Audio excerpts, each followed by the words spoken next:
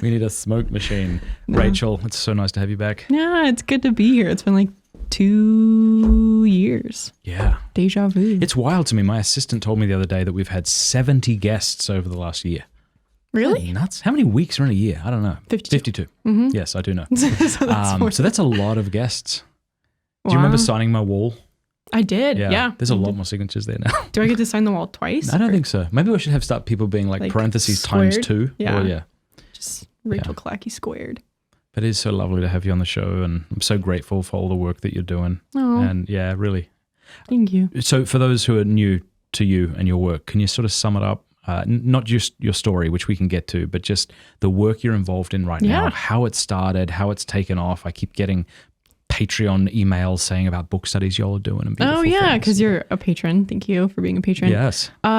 So I am the founder and executive director of Magdala Ministries. I just went full-time in January. So it was a part-time effort for almost 2 years. And then I went full-time. So we are an organization that serves women struggling with sexual addiction and compulsion. So we serve over 1,000 women in over 35 countries now, which is incredible. Yeah, we just calculated all our countries last night and we made like a really cool map. I had no idea that we were reaching that far. So praise God for that. When you say you're serving 1,000 women or over 1,000 women, how do you determine who is within your orbit? Those are participants in our small groups. So we have virtual small groups for women 18 and up, and then we partner with college campuses to help them facilitate small groups on their campus. So typically that's through college campus ministry or Newman Center or something, and they will assign someone to run a group. So that's actually, we would love to grow that effort because we started as a college group at Ave Maria. So I guess that's how we began. And then I kind of let that work.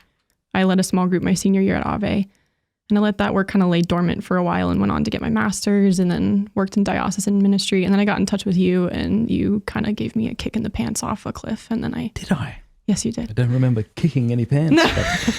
No, you told me, I remember like on the phone call, you said, you have a week to decide. Basically, like, don't give yourself too long to think about doing something. Like, give yourself a week. And I was like, a week? But that was actually perfect because I think I had hesitated for too long and I had just kind of sat on it. What was it that was making you hesitate? I think I just didn't believe that like a vocation could come out of something shameful for me. You know, even like with my own healing in the story and whatnot, like because I was in a place of really amazing, like long-term sobriety at that point when I talked to you, and had just received a lot of spiritual, emotional, mental healing from all of it. And I just didn't think God was like that good, which happens to me a lot. You know, I'm like, oh, he's good, but he's not that good. But yeah, he's built like an entire mission out of it. It's like the dearest thing to my heart next to my family and my community. So I love it. We are a bunch of choleric women. Like our entire leadership team is all choleric, bold, opinionated women. And I love it. So we have a great time. A bunch of chiefs. Yes. Yeah. Because it started out as correct me if I'm wrong, maybe a video small group. Yeah. How has it evolved? We started with Marco Polo and then that wasn't working. So we went to Zoom meetings and Google Meet or whatever video chat platform people wanted to use. And we developed a curriculum that's like 17 sessions long for women. I had written an initial version in college because there was literally nothing online to use for my small group.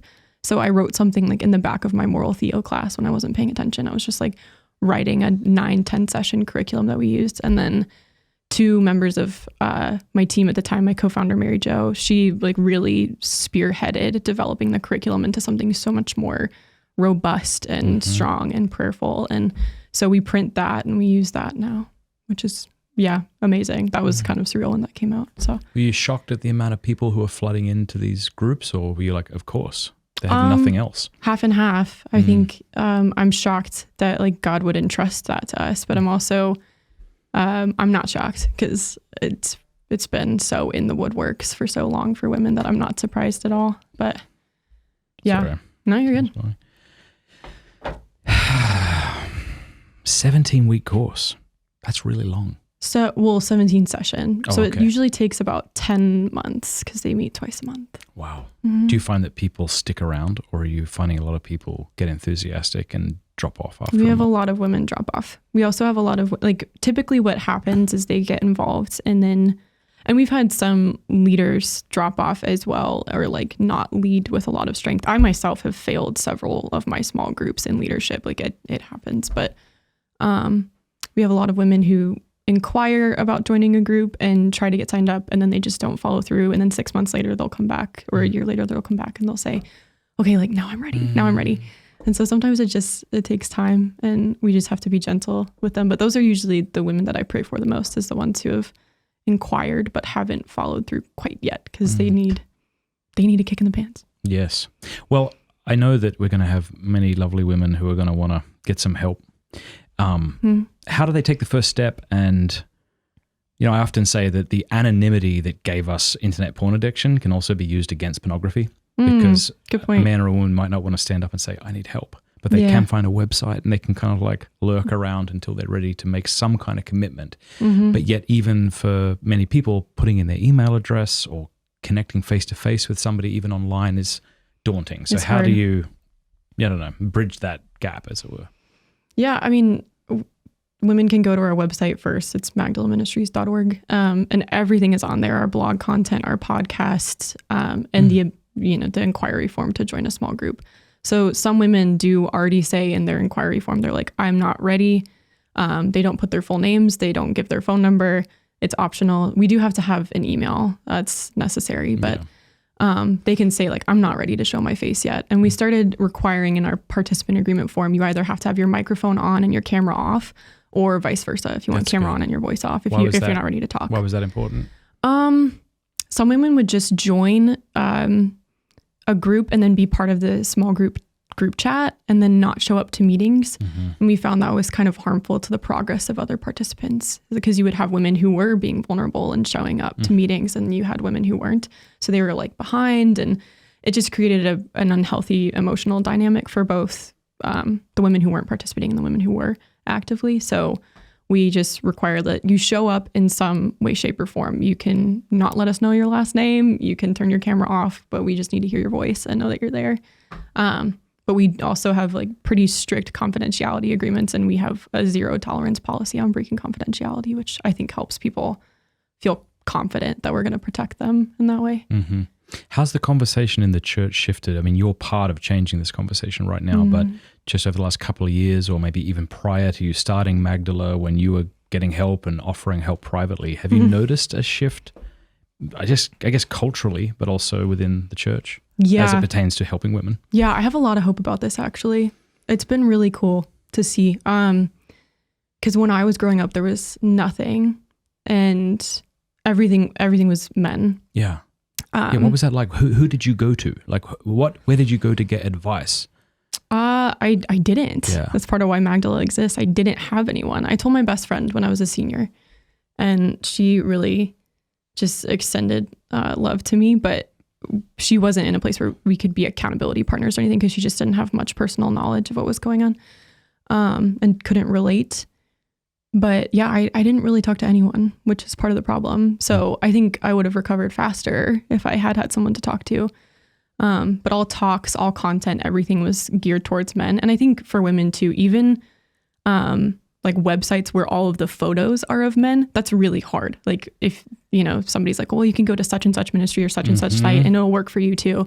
If I logged on while actively addicted and saw all men, I was like, no, this isn't for me. Yeah. They don't understand like my heart. They don't understand like the added shame that, comes into play when you're a woman.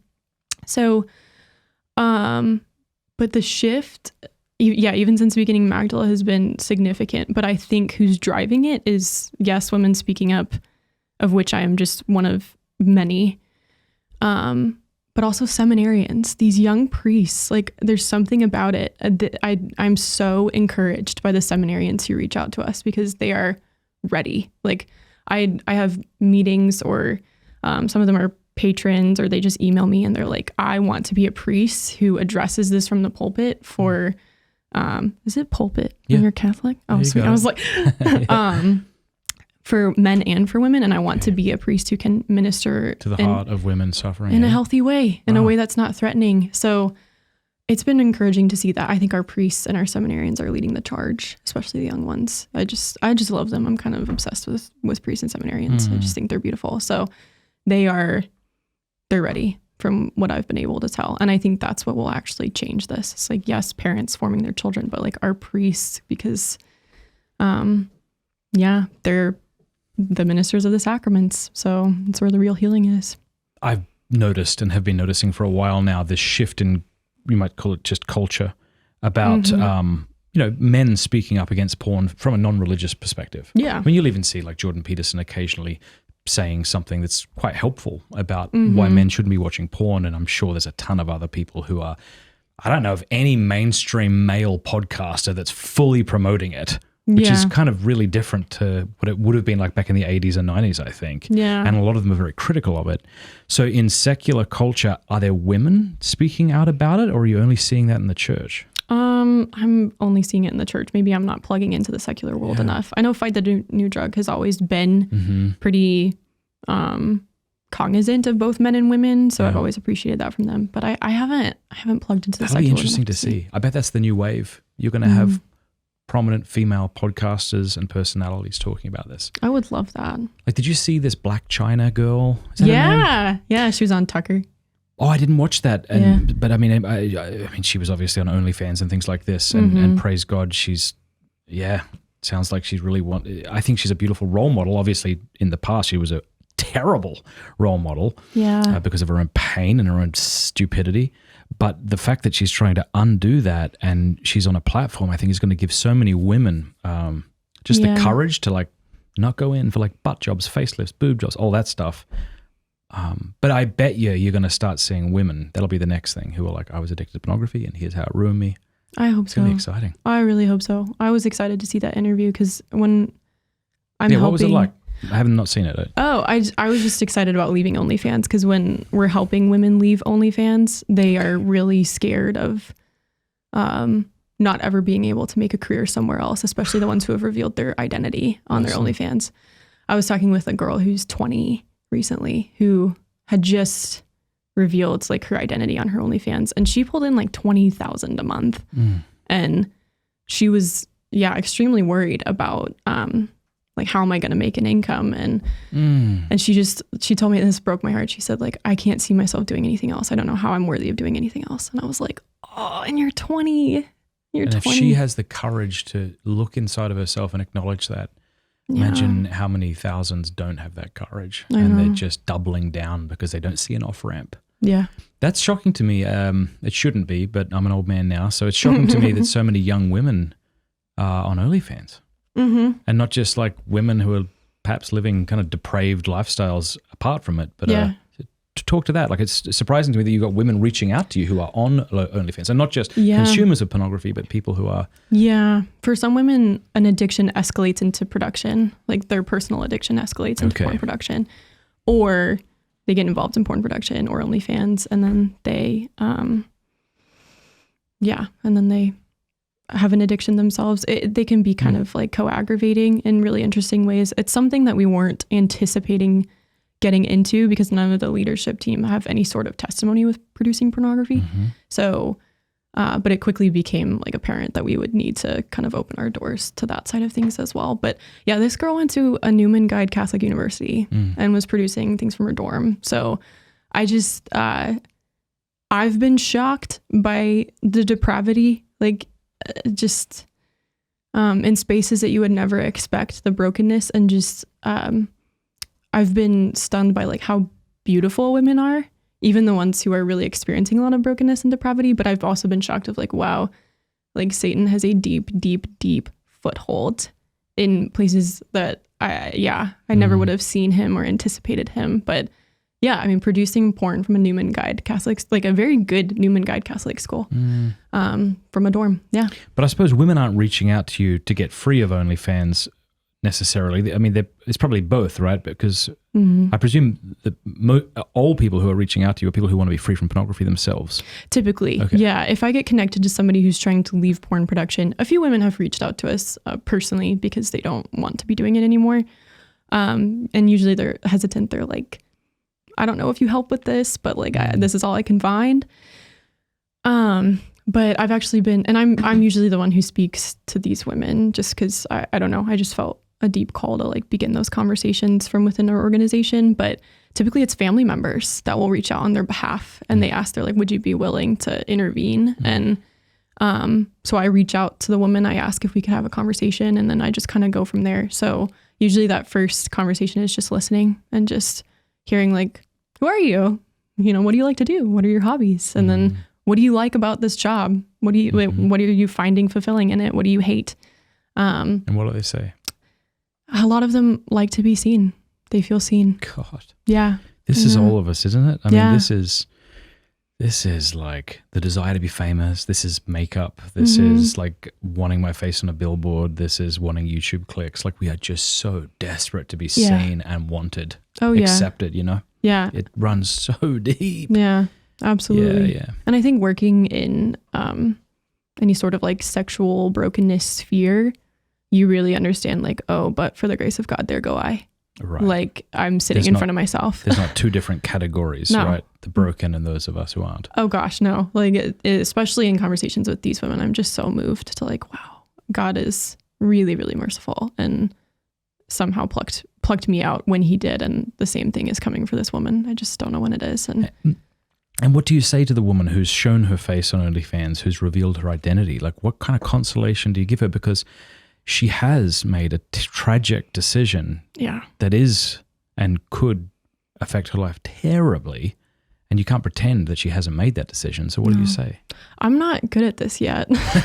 I wish I was. I'm kind of learning as I go, and I'm trying to get myself and then all of our team kind of like trauma certified to make sure that we're navigating these conversations really well. I don't know. I don't know if I say anything consoling. I just try to be a friend and a sister. But isn't it true? Like, I think that's right. Like when I'm hurting and I finally have the courage to open up and share with a friend, I really don't need advice. No. Like I just need him to look at me and not hate me or not leave or just to tell me he'll be with me, walk with me, something like that. So sometimes like advice is overrated anyway. They just need to be seen and accepted. Yeah, because that's exactly what they're not getting. They think they're getting that, but they're not getting it. And that's for every woman in our community. I've just found like over and over, I put this pressure on myself to like, you know, be at the helm, be the leader, be the face of just all of this pressure. And then when I actually like sit in front of the Lord and ask what he wants, he's just like, no, like just be a friend, just be a sister, just walk with them, be a mother, you know? Yes. These women need family. They don't need a leader or a chief or even a 7-point plan right now. No. As helpful as they might be. They just need to be loved. And I'm not good at that yet, but I'm trying. We're all trying. Yeah, Lord, make up for where we lack. So you said you had like a 17-part kind of course thing. So why not just have repent and pray and be done with it? Oh, gosh. Speak to that. Because it doesn't work. I don't know. We have some women who I've spoken with in our community who have had like really profound one-time spiritual experiences and then they're free. Yeah. And that's great. But it's not in any way, shape. It's the absolute minority. Yeah.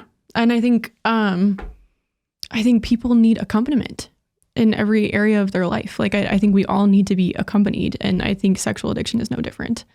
I think accompaniment is what causes conversion. I think it's what actually, you know, brings about healing or real friendship, real mentorship. So our curriculum is just a way to guide our leaders towards accompanying women through sexual sin and addiction. And I think there is repent and pray included in that because this is a sin, but it just, it doesn't work for the long term. And we need to help them like build actual sustainable habits and intimacy with Christ. And so often those one-time spiritual experiences that we think free us don't, and then we feel like it was nothing and we don't know how to interpret it. And that was part of my story. So but it doesn't change the power of that one experience.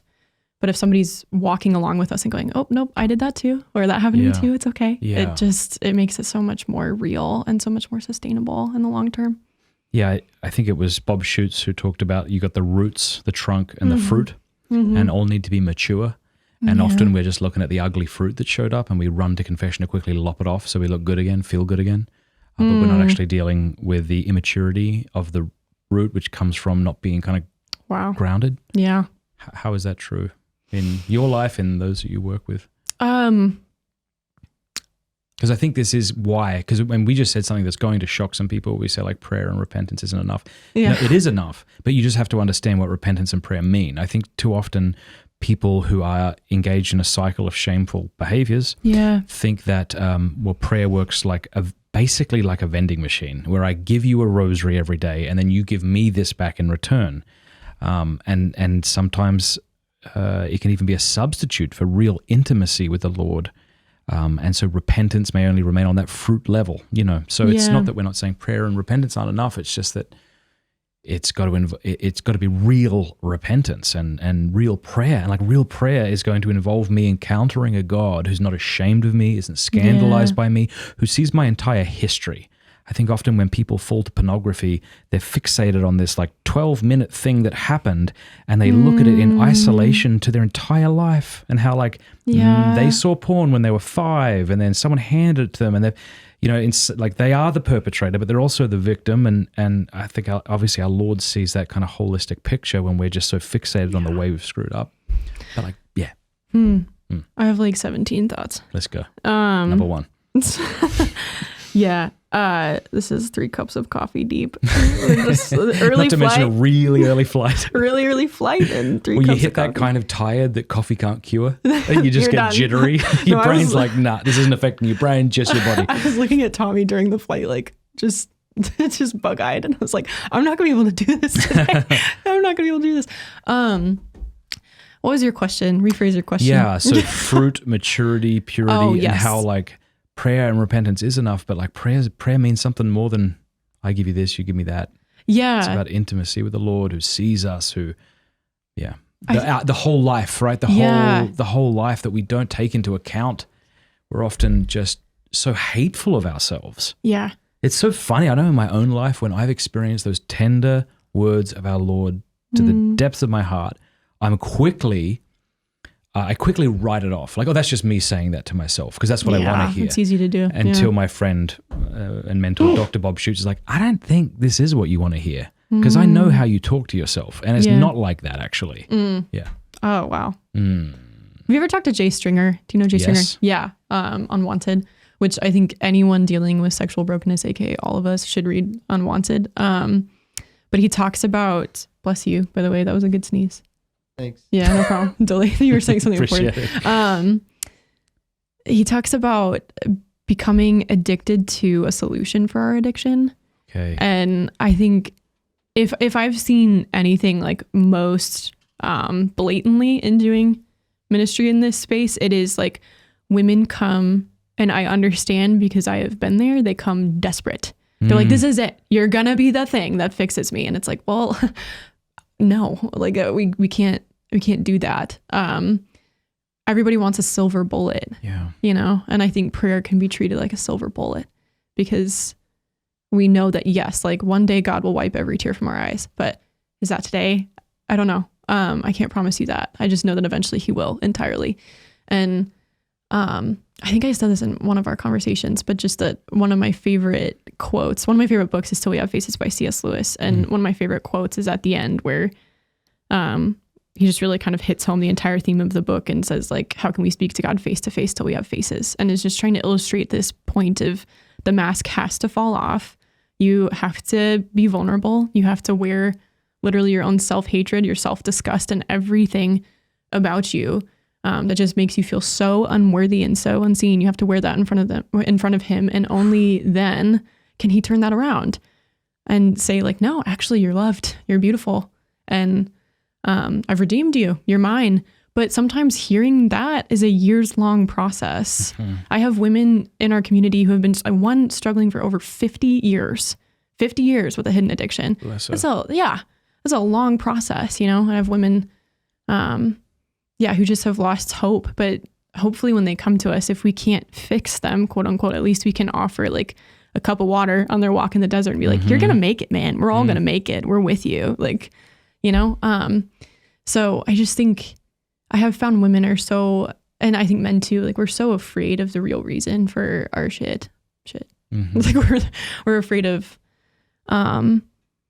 I think we can attribute too much to our woundedness. We can get too locked in it. We can get too locked in our trauma and never receive healing.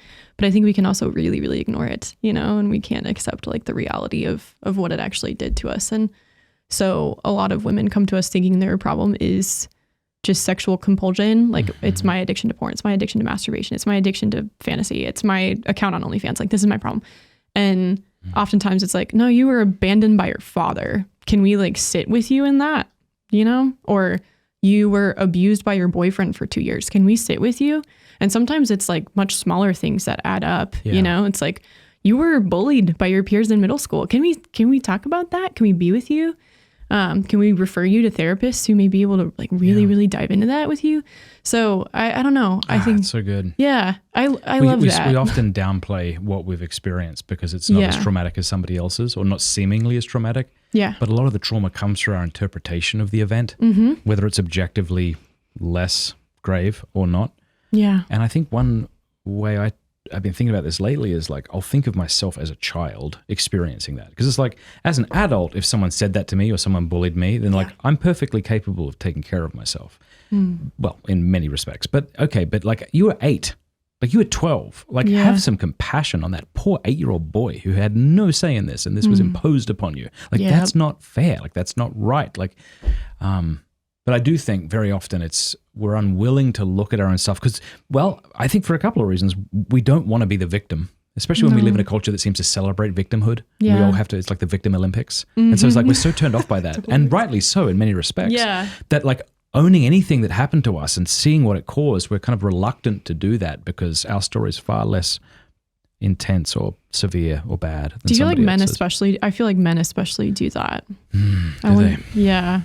I think men perhaps suffer a lot from a feeling of like suppressing, emotional experience or just trauma in general. I don't know. They're thinking they can handle it on their own. I feel like women do reach out. I don't know if I'm wrong about that. When you talk with women, do you see much resistance? I mean, I suppose they're in a place where they're asking for help, so it's maybe. Yeah, I see some. I think it all depends. Some women respond to their trauma by becoming like, I am the conqueror. Like I'm stronger than this. And some women do fall into complete and total victimhood. They have two opposite reactions. We talk a lot about just like women's reactions in general to their sexual brokenness or their trauma is like they either become obsessive about sexuality or suppressive. And both extremes are really unhealthy. I know I fell to the suppressive side where I was like, this is something dangerous. This is scary. I went through a 2-year period of like, I can only join religious life because a marriage cannot be healthy. It cannot be good. I cannot experience that with a person in a holy way. It's impossible for me. So I know I fell to that camp but there's like an obsessive camp of like, I'm going to be promiscuous. I'm going to control the men in my life sexually. I'm going to manipulate. I can get anyone I want. And yeah, there's just, there's a lot of different reactions, but those are the two biggest ones that we find. And we do try to bring them into like expression, is what we call the middle of like a healthy expression according to your state in life of like not denying your sexuality, but not identifying entirely with it, becomes who you are. Because I mean, this is like, it's not about the porn. No, it's not about the alcohol. It's not about the eating disorder in many cases. Like, I was sitting somewhere, I won't say where, recently, and someone was sort of sharing their story with alcohol and opioids. And I think this man's been sober for years now. And there's just like a depth and a gentleness to him that I'm pretty sure he would agree wouldn't be there unless he went through this journey. Yeah. And I often, when I meet people after talks and the husband will come up or the wife will come up and they'll say like, I've been in recovery for this many years, I'm doing the 12 steps. Like there's like a depth that I'm sure has been scraped out of them and carved in a way that felt like it was killing them. Yeah. But what you're left with is this like gentler, more person, more willing to surrender, live in that state of surrender. They become much more interesting people. I agree. Yeah. I agree. I think, I was just talking with a friend in Tampa. I'm friends with his wife, and then they had us over for dinner, and he's starting to accompany men on a college campus through addiction and kind of mentor them, and because he's recovered himself. And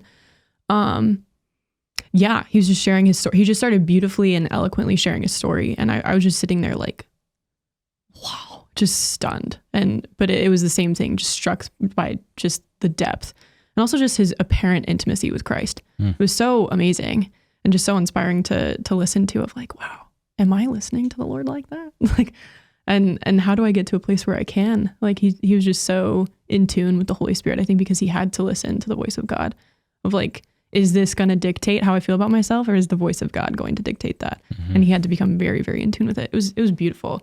So how do you and those you work with in the leadership aspect of your ministry, how do you work at taking yourself off the pedestal you undoubtedly keep putting yourself on?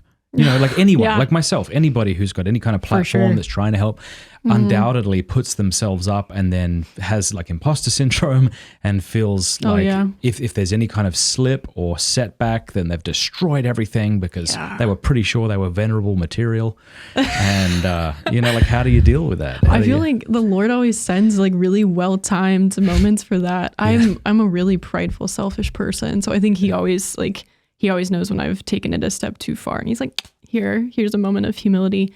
I think maybe this is a simplistic explanation, but something about like being on a team, like functioning as a team, I think helps keep that in check. Of like, I know that while I've had the opportunity to promote our organization more, I know who the backbone is. It's Mary Jo, it's Shelby, it's Annie. Like, it's the three women who are doing the background work a lot of the time, especially Mary Jo. She's my co-founder, like just killing it. So when I get to sit with them, we actually just all got to meet in person for the first time a few weekends ago. I had met a couple of them in person, but one of them I'd literally never seen her in person, and I'd worked with her for 2 years.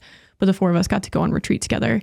And I was just so humbled sitting in their presence because, again, they're all bold, intelligent, choleric, deep women. And I think that keeps me humble, just being around them and being like, why am I the director? I don't know. I guess the Lord said so. And so that's where we are today. I don't know what's going to happen tomorrow. Maybe the board will fire me. That's fine.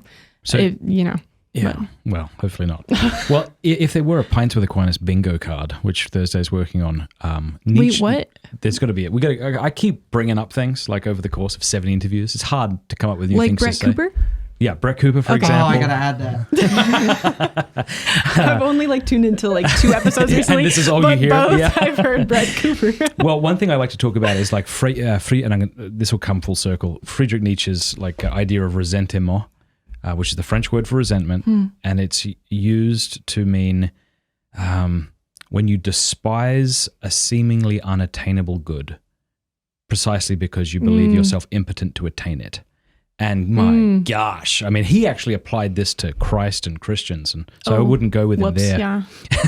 Oh no. Yeah. But it's just so true. I look at that like men are like this. I'm like this. It's like I shy away from anything I think I'll fail at. You know? And in certain instances, I'll demonize the good I feel myself impotent to attain. Yeah. I hope I don't do that as much as I used to. But I think you sometimes you'll see this maybe online, someone posts a photo of themselves working out. Okay, maybe that does come from an insecure place where they need you to tell them how great they are, but maybe it doesn't. But maybe what's interesting isn't so much the person posting the picture, but the reaction of people who say things like, I just think it's more important to be concerned with your family and not to be obsessed with that kind of thing, that kind of language. Sometimes hidden in that is just resentment, right? And I think this is true if we're immersed in any particular sin. The woman who's committed or has paid somebody to kill their child in the act of abortion can either admit they've done something wrong or not. Not admitting you're wrong and then aligning yourself with a group of people who celebrate this bold feminist act that you've now committed, say, that's a much more appealing group to join. And then when you're in that group, you're probably demonizing the people who have repented and who then do stand up at rallies and say, I regret my abortion. Okay, so all of this is just to say, we are all so desperate for an off-ramp, or if not an off-ramp, someone to throw a rope ladder out of a helicopter to pull us out of the swamp we're pretending to enjoy being in. Yeah. I think staying off of social media is probably. I remember you saying you got off that. I haven't. That was good for you. I have not been on social media in 4 or 5 years, but And Magdala as a whole is not. But I think that's really impressive. Yeah, that's we're not. impressive. You know, like Dave Ramsey back in the day, like refused to. You couldn't buy his course with a credit card because he was like against credit cards. And I was like, wow, practice that's what really. you preach. And so good for you for doing that. Yeah. So Magdala Ministries is not on. We are not media, on social media, even though you could reach more people if you were.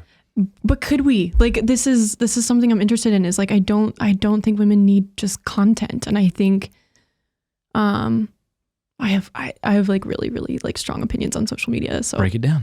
That's the point of long form. Yeah. I want to hear all of them. Well, okay. I don't think women need content. We produce content because I think it can be a gateway. But I think if we were on social media, women would just follow us on Instagram and they would say, I can just look at the quotes that Magdala posts every day and be fine. And I would rather just pull out any buffer between us and them, between like them joining our community for real. And I think a podcast is a good way to spread the movement and spread the conversation in the wider church. Like we have a lot of priests, seminarians, lay ministry leaders, parents who listen to the podcast just for their own education. But I just don't think women need content, and I think we settle for it. Women in social media, I think is just like such a destructive thing. It's so destructive. And I just refuse to be part of that destruction. Yeah. Why is it destructive? I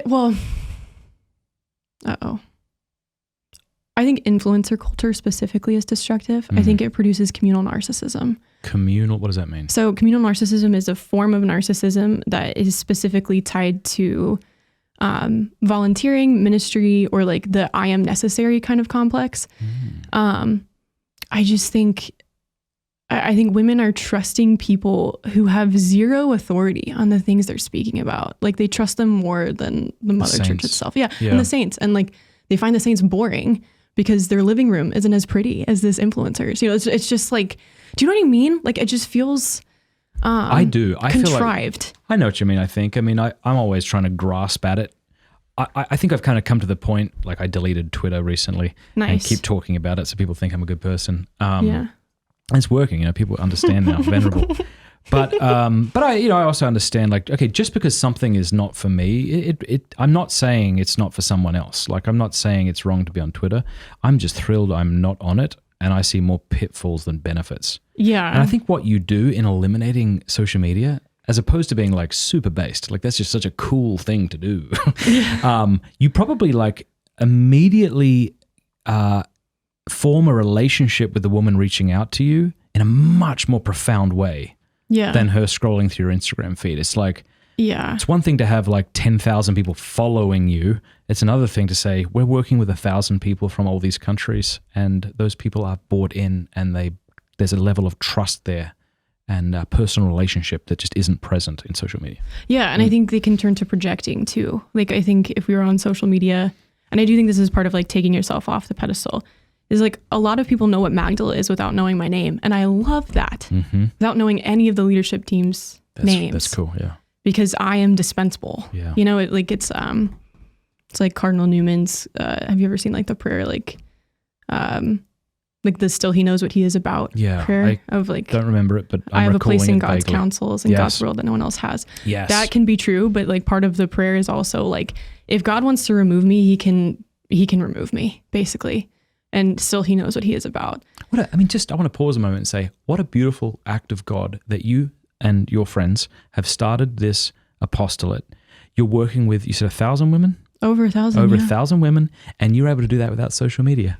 That's really cool. Well, it's partly due to people like you though, willing to promote us. So I do have to, yes, I do have to like admit that. Yeah. And that's hard for me because I think the platforms that I specifically take issue with, I don't take issue with YouTube, but like Twitter, Instagram, Facebook, and TikTok. Yeah, TikTok I think is terrible, but I think, and maybe it's not even. Oh, you have Shaban's Ministries of Christianity. Yes, that's a great book. Unbelievable. I Scott can't find. Gave me that book. I cannot find a copy. You can have it. You want it? Are you serious? Yes, of course. Yeah. I'm not going to read it. Let's be honest. I can't find a copy for. Really?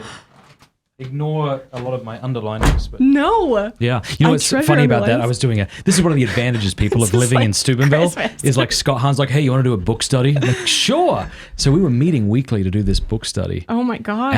And who's the fellow who translated Love and Responsibility and John Paul II's Theology of the Body? Waldstein. He was my professor. Right, so he's in the small group. So Are it's you me kidding? being like, sex is good though, isn't it? Because the church doesn't demonize it, does it? I was saying things like that and everyone was blown away. No. But, Oh my but what was funny is like Waldstein, right? He's like, he's a he's dog. reading something that stuck out to him. And I'm like, well, I can't find that. So, oh, sorry, I'm reading in the German. Of course you are. Yeah. Of course. Yeah, he was such a good professor. He's so beautiful. Such a good man. Wow, I couldn't find a copy for less than 175 No, they're bucks. very expensive. So this is Sure. well, thank you. You're welcome. I'm honored. Yeah. All right, where were we? We were talking about social Your media. beautiful apostolate. You said it was hard for you to acknowledge that people have come to you through maybe other... Well, yeah, I mean, not hard. I'm grateful, but I think maybe more than social media itself, I take issue with Christian influencer culture. Yeah. Because yeah, it makes me icky. yeah, But I don't want to judge them either because maybe it's necessary. Like, I don't Is know. it? Well, not necessary. It's obviously not necessary. But I'm gonna sound like a jerk this whole discussion. no, let's do it. Let's try it. I mean, what we're trying to do is we're trying to grasp at something that we all feel, and maybe we're going to fail to grasp it effectively, and then people can torch us in the comment section. That's okay. But Yeah. Well, But would you just- call yourself an influencer? That's like I one. wouldn't, but only because I'm a different generation. Yeah, think. and Like- I also think your platform, you host other people, Mm-hmm. and I think that does change things. It's long form discussion based, and yeah, you host people other. are coming for these guests. Yeah, you host other people, and you have seen evangelical fruit of what you're doing, right? Like Yeah. conversion, right? Sorry, continue. Yeah, Sorry. no, you're right. Like, I don't know if it's like, I don't understand the new generation. Like Thursday and my son are the same generation, and I have the same What generation is that? Gen Z. Yeah, I'm early Z and your oldest is late Z. What year were you born? 99. Okay. So I'm early Z and then his oldest is late Z, probably the last Z. I think your second is definitely Gen Alpha. I didn't even know there was a Gen Alpha. We just have a lot of Z. discussions in my family about when Back to Alpha. does this begin? Because my husband's a millennial and he says I'm not. So And- my point is just that I have the same communication difficulties with Yeah. Thursday as I do with Liam. Because like we think differently, we say things differently, and I know they probably get each other way more than I get either of them. Why am I saying this? Here's why: because maybe people who are quote unquote influencers on Instagram are like using a language that I don't understand, and they've got the best of intentions, and it is drawing people into something. But I tell you, if I was a woman, which I'm not and can't be, but if I was, and I was a new mum, I'll tell you where I would stay clear from. And that's really gorgeous young Catholic women showing you how clean their kitchen is constantly. Yep. Oh my gosh, I'd kill myself. And I telling think. you how to be a mother. Yes. It pisses me off. Oh my gosh. Yeah. Because I think, But again, I don't like.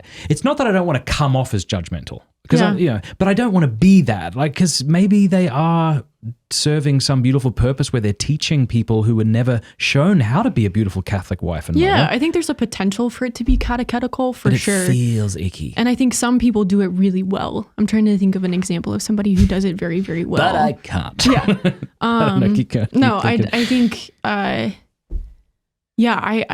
take issue with, there's like a lot of influencers around my age, and I have a daughter. I have How one old are you? child. I'm 25. Am I allowed to ask that? I'm yeah. sorry. No, I'm Yeah. 25. Yeah. I asked Roxy when she was on the show. She's like, "You will never know." I'm like, "Cool." Well, next question. Oops. Yeah. Maybe we can edit that out. I don't know. Unless I don't know if people are going to like hate that I don't know. Whatever. Yeah. I'm 25. That's their issue. So yeah, I have one baby, and then I see a lot of influencers with one or two kids like telling me how to parent. And it's like, you don't know how this ends yet. Yeah. And what I find disturbing is like just the cycle of self-affirmation of like, if they get like there is no taking of criticism, which is kind of like a narcissistic tendency, right? It's like they cannot be criticized.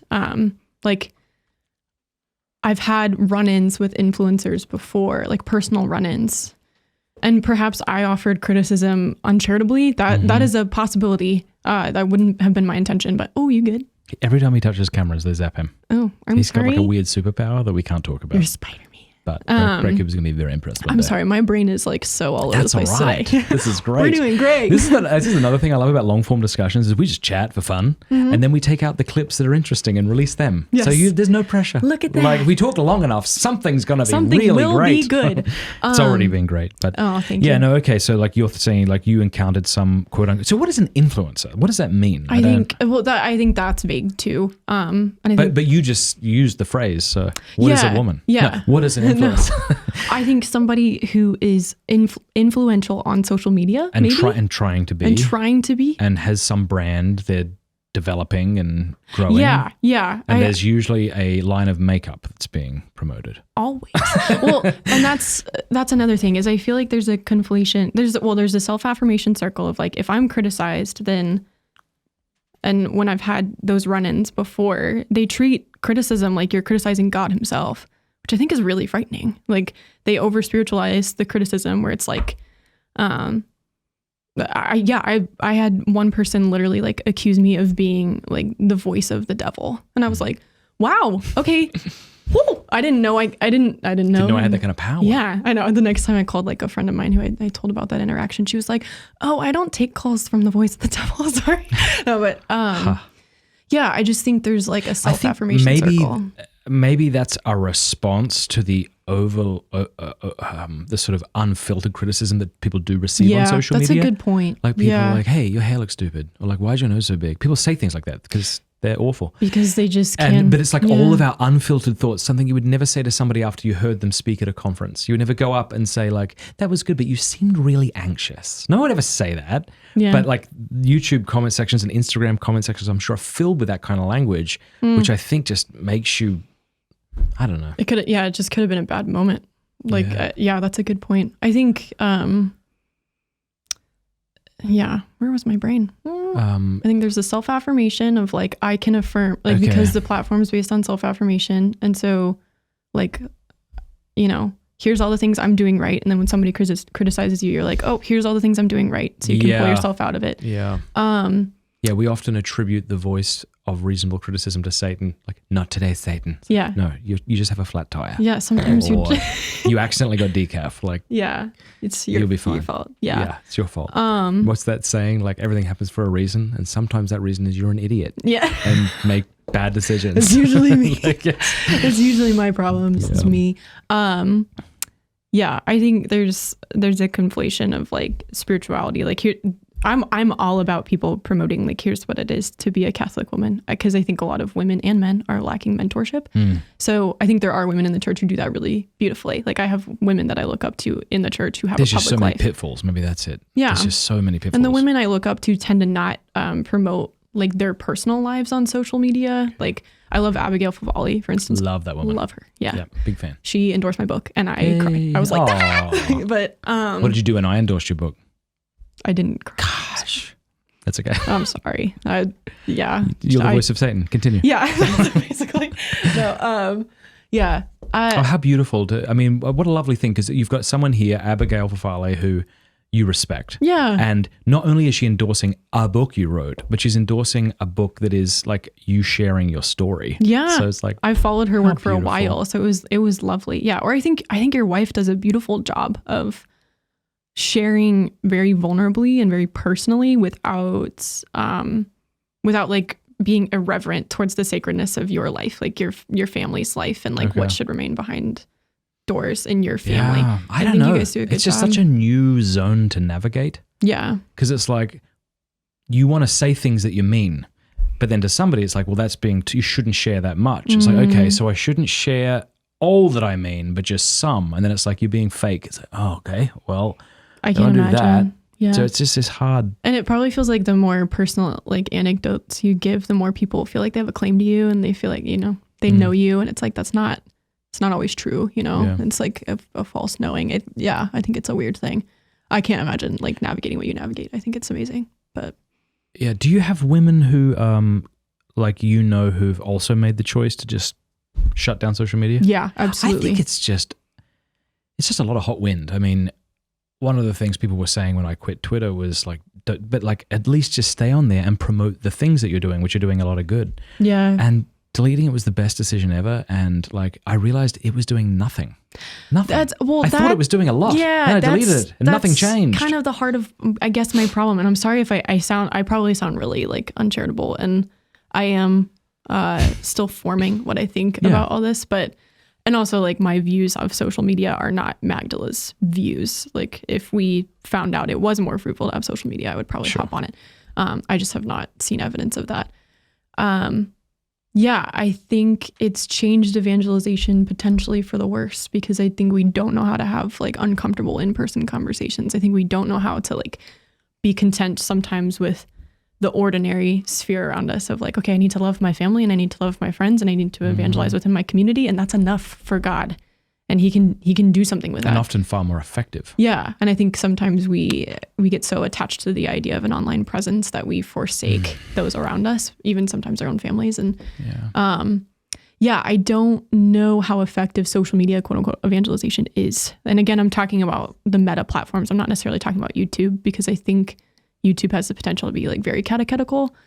So I don't know. I don't think it actually does what people think it does. And it's kind of like, I'm going to make since you're afraid that you're coming off too strong, let me say something way stronger. Sometimes wonder if like Instagram has a similar effect to pornography. Like somebody watches pornography and they begin by going like, okay, this is not real. And it's evil and all that, but it's not real. It's fantasy. Like this isn't how our lives look, But like that lie actually goes way deeper than you thought it did. And so you cut off as much of that lie as you thought was there. Yeah. And then you interact with your spouse and you see your marriage and you find yourself disappointed. And then you realize it's there. It's way, actually, you didn't know. You thought you knew it was just fantasy. But you realize now that, okay, I've bought into this lie way more than I thought I did. Okay, so I think Instagram is kind of like that for maybe women, I don't know. Whereas like you see these women with their beautiful houses and their beautiful children and their beautiful everything, and you say, okay, this isn't real life. Like I know this isn't real life, but I don't know if you do know it. I think you kind of think it is real life. Yeah, and then you hate yourself because your life doesn't look like that. Which is why I actually do appreciate, I don't know how I went down this rabbit hole, but I was like on Drew Barrymore's Instagram account the other day. I don't know how that happened. Well, it happened. It happened, and there it is. But she was like posting photos of herself, and it was like no makeup, and I think that's kind of beautiful. Yeah. Can you imagine the kind of criticism these folks must get? They have to look a certain way, and so I always feel like, that's beautiful. You're kind of giving women the freedom to look like a human being. Yeah, I don't think that and to look their age, enough. Yeah, true. I think that's.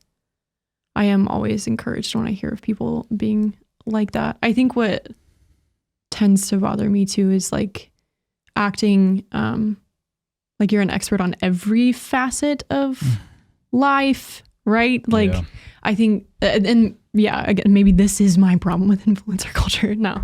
I don't know shit about like a lot of life, right? Like we out here trying, like I'm especially things like marriage and motherhood. I've been married for 2 years. Yeah. I've been a mother, right?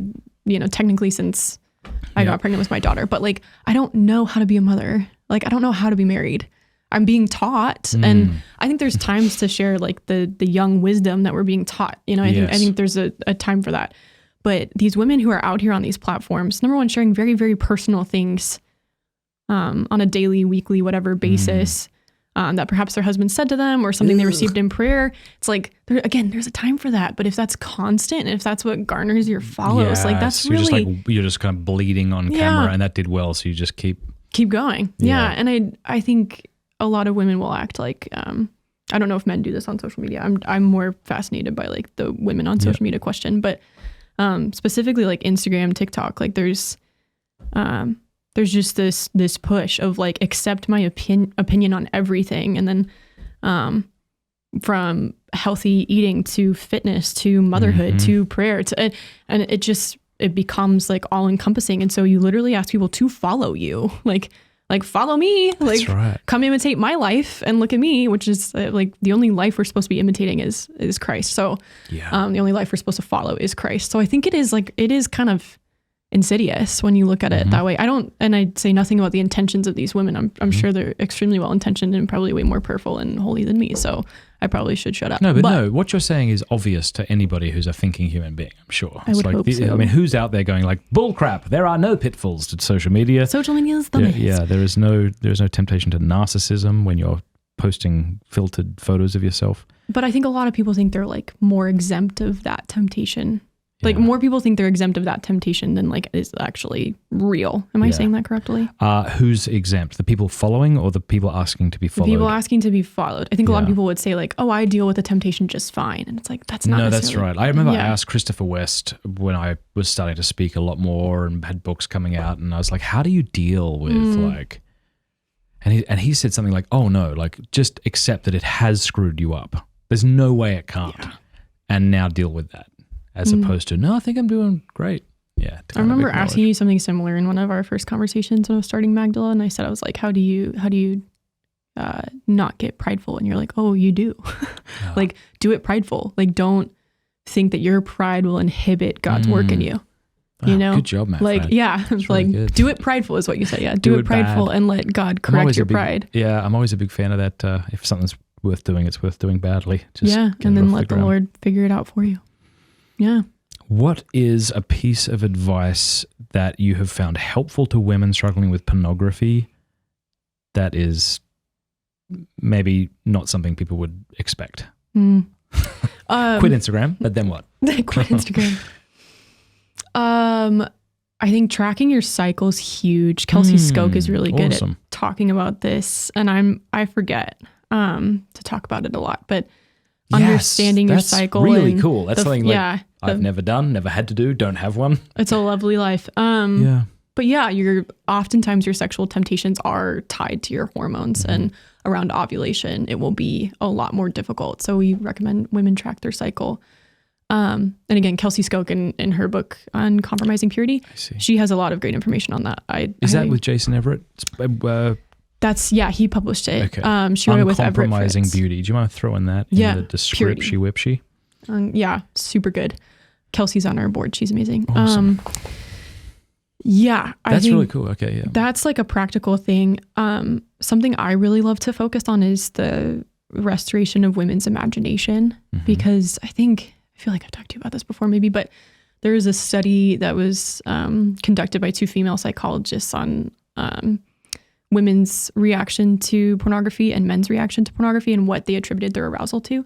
And men attributed, I think this was like 2012, so it is a little bit dated, but I still think the information stands. The men attributed their arousal to the attractiveness of the figures in the video, right? The actors.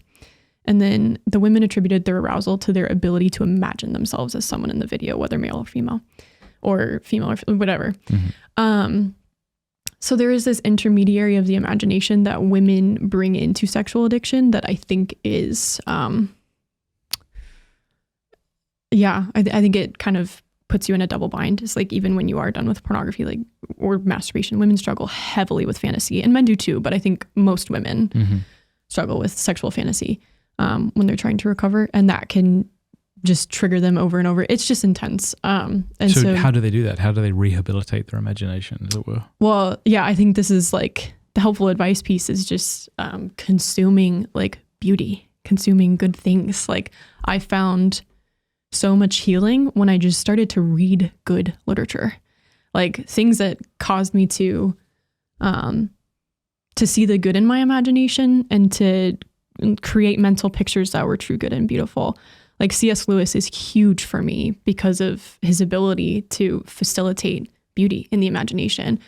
Like Till We Have Faces or The Great Divorce or Chesterton. Like, I mean, he has a ton of stuff as well. Or Jane Austen was huge. Just these beautiful works that just help your imagination come back to life in a way that's healthy.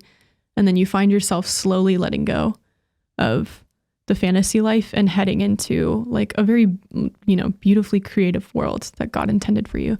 So it's like John Sr., like his whole thing of like, just wonder and just creating wonder. Pornography just crushes wonder. Ooh. Just absolutely crushes it. So anything you can do to recreate that. My husband loves to stargaze. He loves stargazing. It's so beautiful. And oftentimes he's like, do you want to go look at the stars? And You know, I'm like, I'm kind busy. of over the stars. Okay. Yeah. But he never is. He never Glory to is. God. And I just love that about him. I've loved that for a long time. Like, I think, Pornography crushes wonder. yeah, he's so What good a great line. at like standing and just looking at whatever's in front of him and just wondering. And I'm still healing my wonder. I really am. So I think that's maybe like total roundabout way of just saying I like love it. anything that You know, recreates wonder. So to that point, you know how sometimes you meet a random person on the street and you're not terribly interested in them, even though you probably should be, but whatever, they're just a body in your way to the ATM or something. But like when you get to know somebody, then it's fabulous. I said to my bride the other day, I don't know if this is oversharing, but I said like, I just love your heart. Like my wife has this like, I don't think she'd mind me saying, like she has this kind of like, everything's fine. I've got this. We've got this, like kind of, I'm going to kick ass and take names kind of mentality. I think a lot of this she would admit like comes from maybe this some woundedness that she's working through. Yeah. But like when my wife like shares her lovely little heart with me and then she gets awkward about it because she feels naked, I'm like, oh my gosh, I love this Cameron Fradd so much. You know, like I love it. Don't hide it. I want more of it. Yeah. Like if the house is on fire, bring back the kick ass and take names. But right now, what's the point? The point is that like pornography flattens the human being to the warm body in front of the ATM, right? It's just like, it's no one. It's just an object. And you can't be that interested in an object. But like the soul is eternal.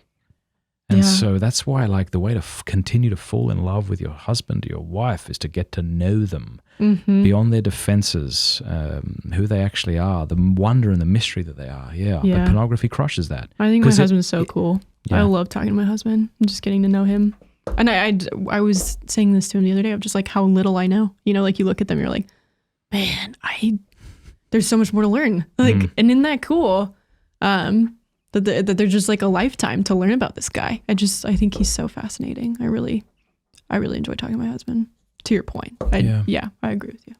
Pornography crushes wonder. That'd be a good T-shirt if you're looking to sell something. Oh yeah. Very copyrighted. Magdala Ministries, not Pens with the Coiners. Very, very positive. That's right. But too late. I'm already putting it on Teespring. So let's talk about your book, Love in Recovery. This just came out, or it's about to come out. One woman's story of breaking free from shame and healing from pornography addiction. Before we get into the content of it, a more kind of peripheral, maybe less interesting question is, what was it like writing a book, just in general? I always wanted to be a writer as a kid. Did you? Yeah. So that part was cool. We were talking before camera started rolling about like the overall experience, but I always wanted to write a book. I thought I wanted to be a novelist, like, which I don't know, a lot of little kids want to be novelists. Did you want to be a novelist? No. Did you? I do now. Oh, this is a dream alone? Okay. Now that I'm old, I do. Oops. Well, I wanted to be a novelist at one point. But I even took like creative writing classes when I was homeschooled, and like wrote novels in these classes. They taught me how to write, which was really cool. But yeah, it was amazing. It really was, like seeing. How did you get, like, how did you first decide I need to share my story in a book form? How did that happen? So Christy McDonald from Ave Maria Press saw our first episode, and she reached out to you and then reached out to me, and she was like, she invited me to write my story down in book form. She was like, I think this matters, and I want to help you bring it to life in a book. Bless her. Yes, she's been incredible, and just was so lovely to work with, and was just like amazingly critical at like the right points where she's like, nope. But then she was also very critical of my own self-criticism, which was lovely. I was just like, no, like say that, do it. Like the moments in the book where I'm like, that's like too much of my own opinion, or that's just too much. She's like, no, it's not too much, do it. Which hearing as a woman, like, you're not too much is just such a beautiful thing. You're like, yeah, I'm not too much. So yeah, I liked the process of writing it. Sometimes it felt much drier than I expected. Like, I thought it was going to be just this one huge experience of consolation, and it wasn't. It wasn't, but it was really beautiful to see the fruit of diligence. You know, I have yet to actually hold a physical copy in my hands. So it's better than your first child. Really? Yeah, when it comes, you'll know what I mean. So fantastic. Yeah. I was also pregnant like the entire time I was working on this, well, not the entire time. So when I was writing, I was very sick during my pregnancy and really exhausted. And yeah, so maybe that was part of the lack of consolation, but it was It was beautiful. Do you have people that you trust would be very honest with you? Have they read it and have they said nice things? Yes. That's nice. Yeah. Yeah. Helpful. No, I actually think having good reviewers like Abigail Foley or you, like, I don't know if you actually read it. I did. You did? Yeah. Oh, cool. Yeah. Thank you. Yeah. I hope you would have told me if it sucked. Yeah, no, I didn't. So, I mean, it's been a while since I read it. Yeah. I think, I hope reviewers would have been honest if they didn't feel like they could put their name on it, you know? Yeah. But family. Sorry, what? Oh no, family have been, Tommy's been like really supportive and he would tell me if it was not good. The 3 best pieces of advice I got, not that I've written many books, but like the things I try to stick to, it was Sarah Swafford. I don't know if you know her, but she said to me, write drunk, edit sober. Oh yeah, Love I did that in advice. grad school. Yeah. Like you can't varnish a boat while you're building it. Like you got to just get it out there and then work on it afterwards. That was good. Then also like choosing a time every day to do a little bit.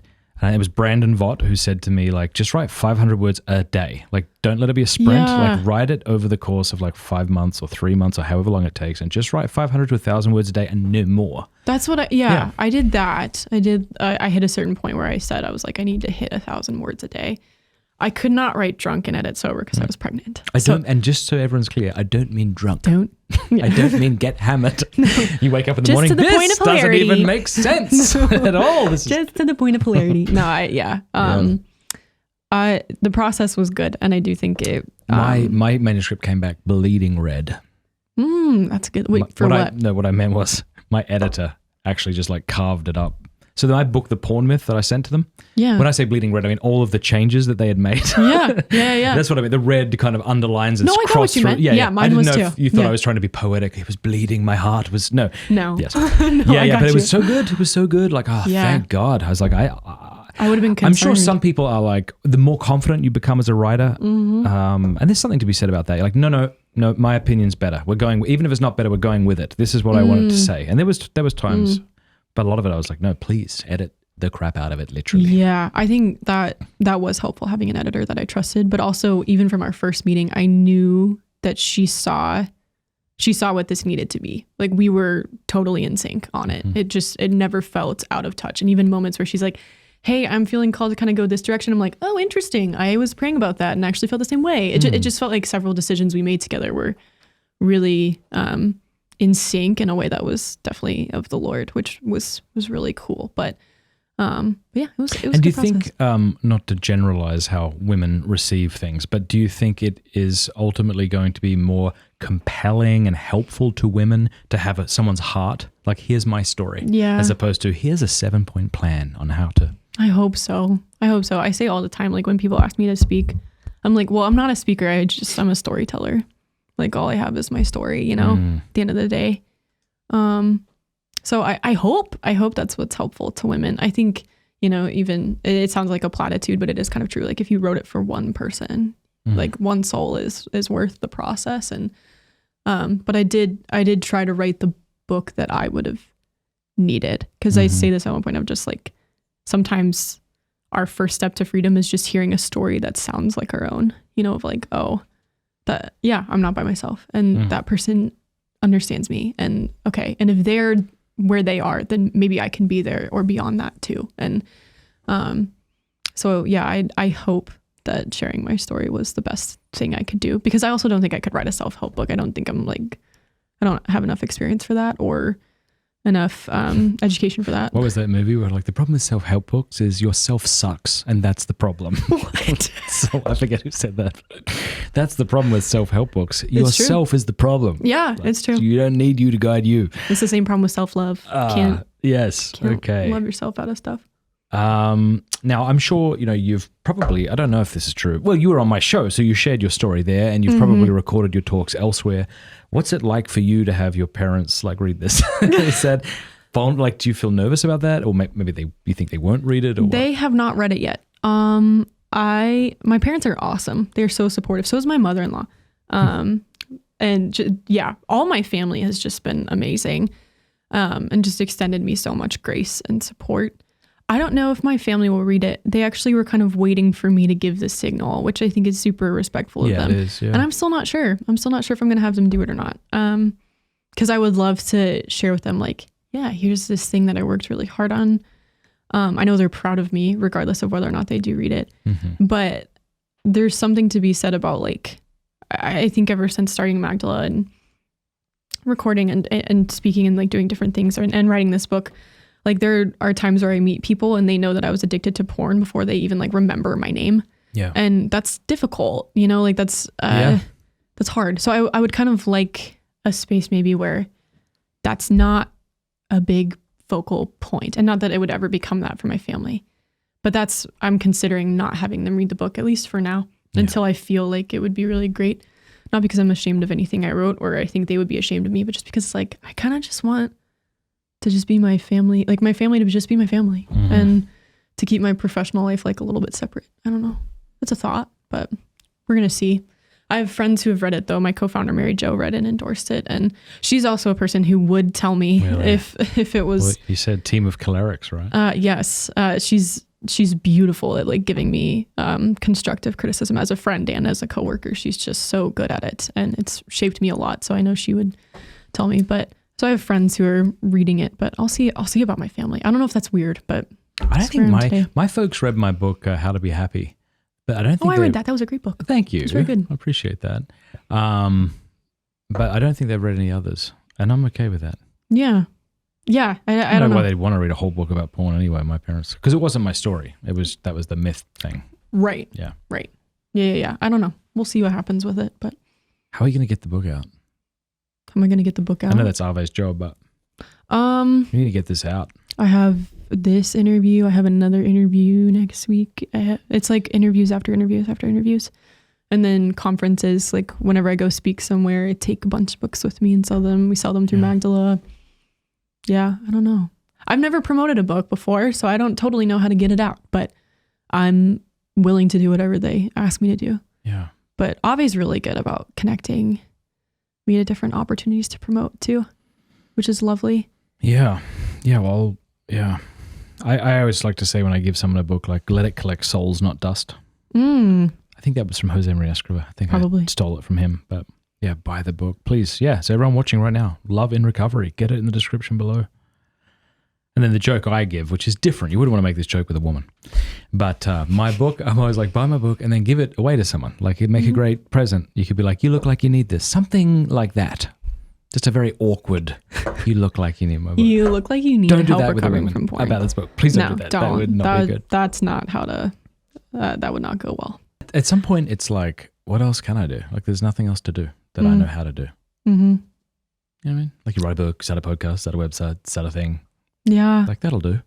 Sometimes just like writing it out, right? Like, sometimes it's not about growing it any bigger than it already is. It's just remaining faithful and allowing the Lord to bring who he wants to bring. Yeah, we do kind of live in like a pretty like exponential growth culture of like everything. Like if something is successful, it should amass more and more numbers over time. And I don't know if it's an American thing. Or it is pretty American. Like I think. Chesterton Cigars, which we started up the road. Oh yeah. Like everyone's like, so when's where are you going to put the new Chestertons? I'm like, this is enough. How about it stands alone? People in Student Village to come and sit down and have a cigar. Yeah, I think that's an attitude I've had to let go of with the book of like, if 200 people buy it, 200 people buy it. That's it. You know, if 2,000 people buy it, then 2,000 people buy it. I should promote because my publisher believes in me and they've invested a lot in this work. And so I should promote for them and I will. But, you know, I think letting go. Whatever you think of Lifeteen, Randy Rouse gave a talk once and he's the CEO of Lifeteen. And in the talk he said, somebody came up to me and they said, do you realize you're only in this many percentage of parishes? And it was very small. Or at least smaller than he thought. And he said when someone said that to him, he just went, praise God. Like, are we meant to be in every parish? Like, I don't think so. That would be kind of overwhelming. Like, is everyone meant to read my book? Probably not. Like, praise God. Like, do with it what you will. Just let it be what it is. Yeah, I feel like I can accept that. And I think it was beautiful to, there are parts of my story I had never encountered until I was writing it down. And so I did receive like some more healing from writing it out. And at one point I even went through my journal from high school where I was first writing about struggling. And just seeing like, even just I hadn't done it in years, but even rereading like these moments where my heart was just crying out to God for help. and sitting there as like, I'm sitting there pregnant with my daughter, you know, and just really in love with my husband and really enjoying my life, and sitting there reading that. And I was like, oh my gosh, I have forgotten like how good God is to me. Like I forgot. I needed to be reminded. And even that simple reminder of like, I did just try to let it just be a conversation of love between the Lord and I, of like, wow, look at what you've done. You love me a lot. And I don't love you back like you deserve, Lord. And how can I love you more? Because my gosh, I filled 200 pages with what you've done. Yeah. It's amazing. So I don't know. Jason Everett told me this in private, and I'm going to make it public for the whole world. Love that. Whether he wants me to or not. He says that whenever he gets a book back from the publisher, the first thing he does, he opens it up, he holds it, he falls to his knees, and he prays 9 memorares. He consecrates the book and all those who are read to the Blessed Virgin Mary. I'm going to do that. I think it's 10. Yes, 10. So that's beautiful. So you do, it's 9 as like a mini novena, which Mother Teresa recommended. Yeah, the flying novena. Yeah, is that what it's called? And then the 10 in Thanksgiving. The 10th in Thanksgiving. Wow. Yeah.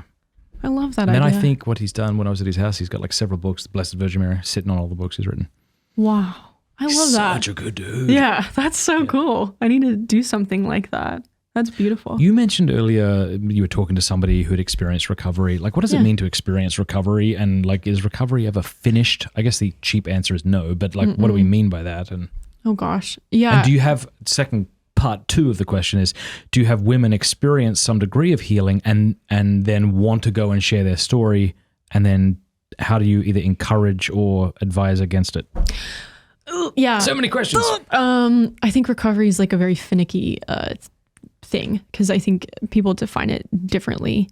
I kind of operate from a psychiatrist named Gerald May, who wrote Addiction and Grace, where he kind of defines recovery as like when your compulsion no longer has hold over you, when you can resist a trigger long term, you know, where you are able to, let's just say a common trigger is when you're lonely, you want to watch pornography.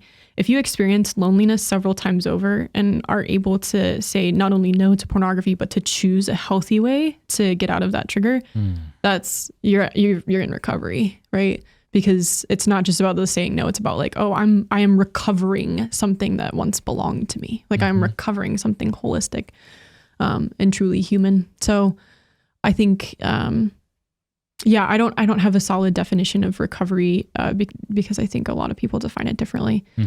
I think recovery and freedom are 2 different things sometimes. Like we say a lot in Magdala that it's not about sobriety, it's about intimacy. Like you can be sober. And this was like part of my story for a while, and sometimes still is. It's just like white knuckling, like I've done it. Like the first year I led a small group on Abe's campus, God bless those women that I was mentoring, because like I think I was kind of a hard ass with them, and that just wasn't what they needed. Like my heart was just really not that gentle with them in a lot of ways. And so I just really repent of that, where I'm like, oh Lord, like I hope that the good that came out of that group was far more than the damage done, just from my personal leadership.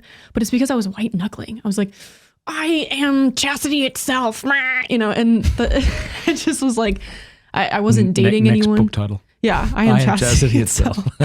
The pedestal.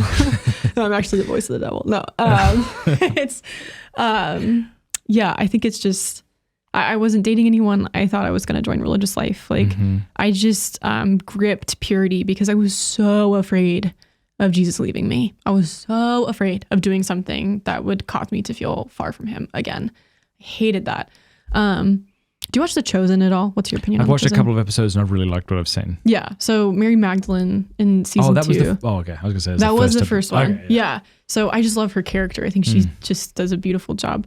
Whatever people's opinions on The Chosen are, I really love it. But she says something about that in like the second season. She says like, I'm so afraid of being apart from him ever again. And I was like, yeah, that's it. So I just really white knuckled and just tried to keep the grip on the steering wheel. And I think when I started dating my husband, I went through like a really intense therapy experience of like blessing my sexuality, like looking at the places of trauma finally and like really receiving healing there. And then like realizing like God has blessed my sexuality. It is good. I don't need to be uncomfortable with it. I don't need to be scared of it. I can embrace it fully and call it what it is, which is good. And then when I started dating my husband, yeah, like I think dating somebody, you're like, wow, I'm not chastity itself. Turns out. Yeah, my desire is not rightly ordered a lot of the time. And sometimes it is. And sometimes like passion is just like really hard to control, even if it's like really, really good. So I think those experiences kind of let me become much more gentle. So I think as I grew in intimacy and as I'm still growing in intimacy, that's when I'm really encountering more and more freedom. When you say intimacy, you mean with the Lord, but do you mean with your husband? Do you mean with your friends? I think, I mean, the Lord, but yeah, with my husband, with myself, with community, like just for a long time, sobriety was my focus of like, hold on to that steering wheel. And now it's really not that way. It's more like, how can I be more intimate with the Lord? And how can I be more intimate in my marriage? And how can I be more intimate with the women around me and the people around me? What advice do you give to the woman who hasn't yet told her serious boyfriend that she either has looked at pornography or continues to struggle with it?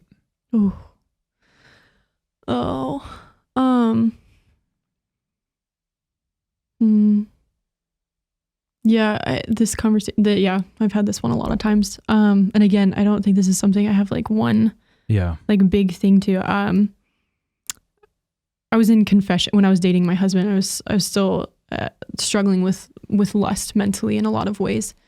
And this was like early on in grad school, and I was very stressed. So sexual fantasy could like enter into my mind as a relief to stress. And I was in confession and with this young priest. He was lovely, Father Joseph on Ave's campus. So good. And I was talking face to face with him about struggling with lust. And he just said, is the man you're dating good? Is he virtuous? And I was like, yeah. And we had been dating for like 2 months at this point. And he knew my whole history with pornography and knew that I had like even, mentored other women through it and whatnot. Was just extremely supportive and beautiful. But the priest asked like, do you think he wants you to become holy? Do you think he cares about your holiness? I was like, yeah. And he said, do you think he wants to help you? And I was like, yes. He said, then you must tell him today. And there's something about his like entreaty, that I went and called my husband that night. I was like, I have to talk to you about like, I'm so really struggling with this.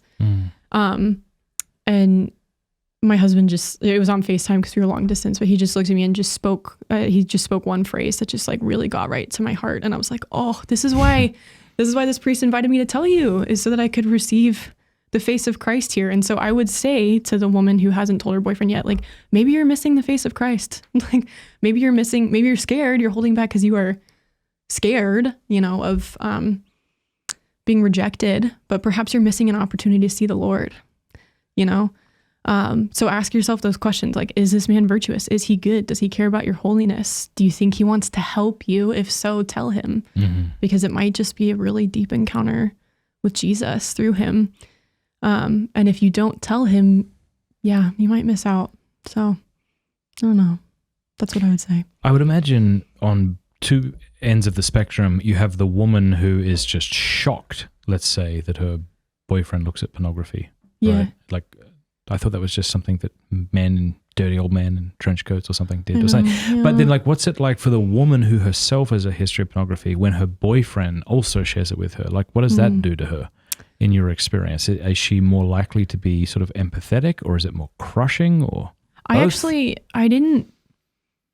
didn't really experience this in my dating life. I was the one who carried in porn addiction to my dating relationships chiefly.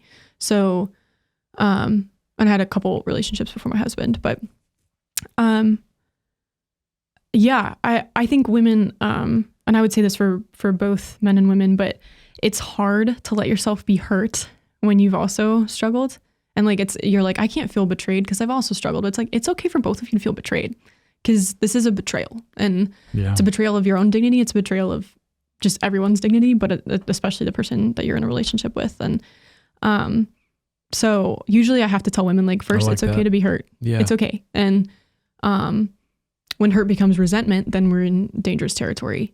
But it's okay to be hurt. And I think actually only when you're honest with each other about the hurt can you see the actual effect on another human being of your sin, And so I think they have to feel that and experience that. And to reiterate that, like, hypocrisy isn't living up to your own standards. It's demanding something of somebody else that you don't accept that you aren't yourself. willing to, Right. yeah. So I'm sure the to answer try. often is from these women is like, I'm a hypocrite for feeling hurt. It's like, no, of course you're not. I love that. It's okay for both of you to be hurt.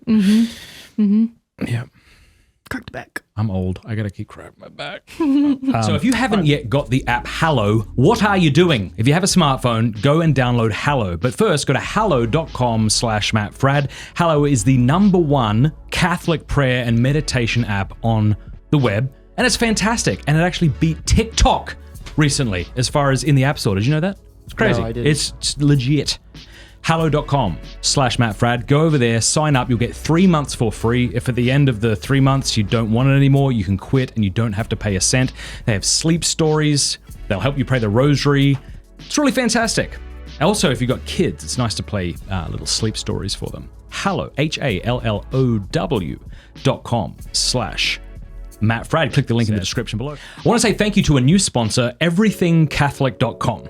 Maybe you like Amazon, but you're tired of giving them money. What if you could give your money to a Catholic company that sold everything Catholic, and in so doing, not only support that Catholic company, but support Catholic artisans and craftsmen as well?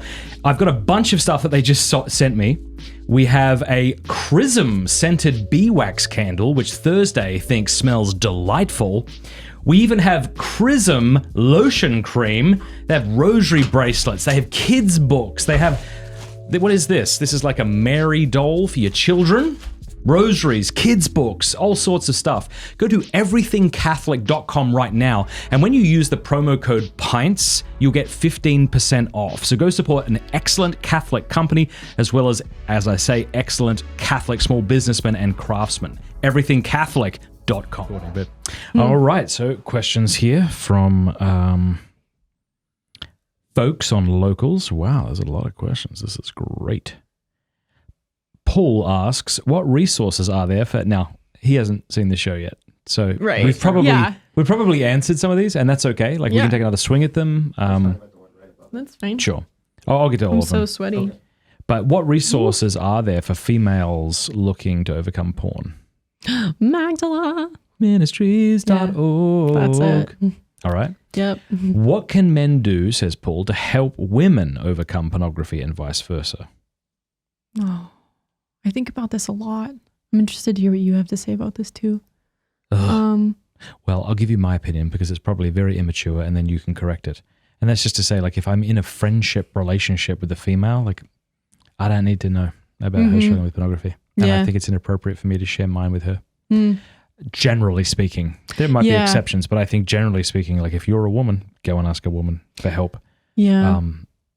I think the only thing I'd say to that is that sometimes women do feel just more comfortable talking to men, especially men who have been honest about their own struggle. I recently had a young man reach out to me on LinkedIn, which is funny because LinkedIn is the only like social media I have, but he followed me on LinkedIn and sent me a really beautiful long email about like, for some reason, I have like a dozen female friends who have talked to me about this in like the last year or so.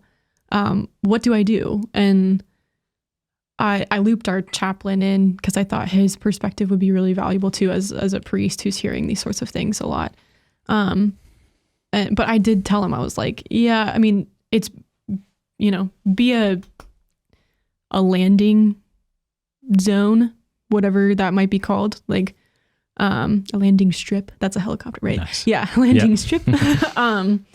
But like make sure they go somewhere else. And I do think it is appropriate sometimes for men to be like, all right, you can receive an initial disclosure, you can receive it with love, but then to point them. Yeah, don't keep, because I don't think that's healthy for either. No. And so I said, I recommended to this young man, I was like, yeah, don't become the confidant. Do not become an accountability partner to a woman. I think she needs to seek female accountability, and a lot of times it's like, well, they're scared to reach out to other women. I'm like, I get it. But I've told you the story of the woman who came up to me at Franciscan University. Haven't I? Haven't I told you that one? I missed Here, try it again. I've told you, haven't I? That's what I was doing. I don't know why I was doing that. I don't want to tell you again if I've already told you. Maybe you have. I was at a big Franciscan conference. They have a big talk on porn. Yeah. I just loved that girl. I felt so much paternal. So, but strength. I think that's a good like example of a moment where you were a safe person. Right. Praise God for that. Pointed at a confession. Yeah. And then I said, come and tell me after you're gone. Next day, she comes skipping towards me. I didn't even recognize her. Partly because it was dark the night before during adoration, but it was so beautiful, That's man. so good. So beautiful. Yeah. Can you ask the opposite? Can we ask the opposite of that? What are things that men do that might trigger women, and what are things that women do that might trigger men? Ooh, that's really good.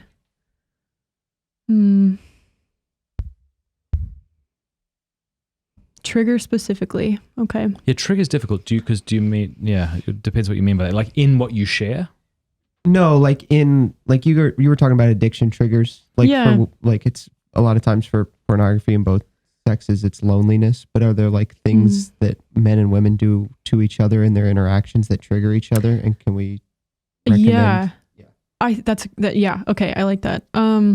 I think if we're talking like dating relationships specifically, which maybe we're not because dating is not life. I think when physical, not a t-shirt idea. Yeah, dating is not life. No, when physical boundaries aren't respected on either side, that's massively triggering. I have a lot of hard conversations with. I don't think I'm good at talking to women who aren't addicted to porn, but their boyfriend is.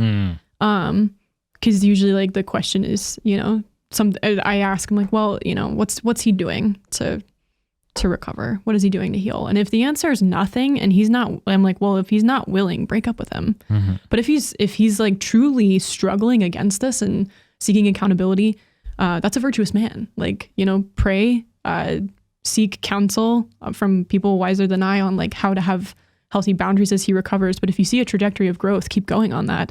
Because I don't think it's realistic to like expect that nobody comes to the dating table without baggage. But yeah, I think when physical boundaries aren't respected, I know I had to have pretty good boundaries around media, like Netflix or like what I watched and stuff. And I think even like small things like that, like if you're not respecting that from people of like, I can't watch that show with you, I'm sorry. Like I find it triggering.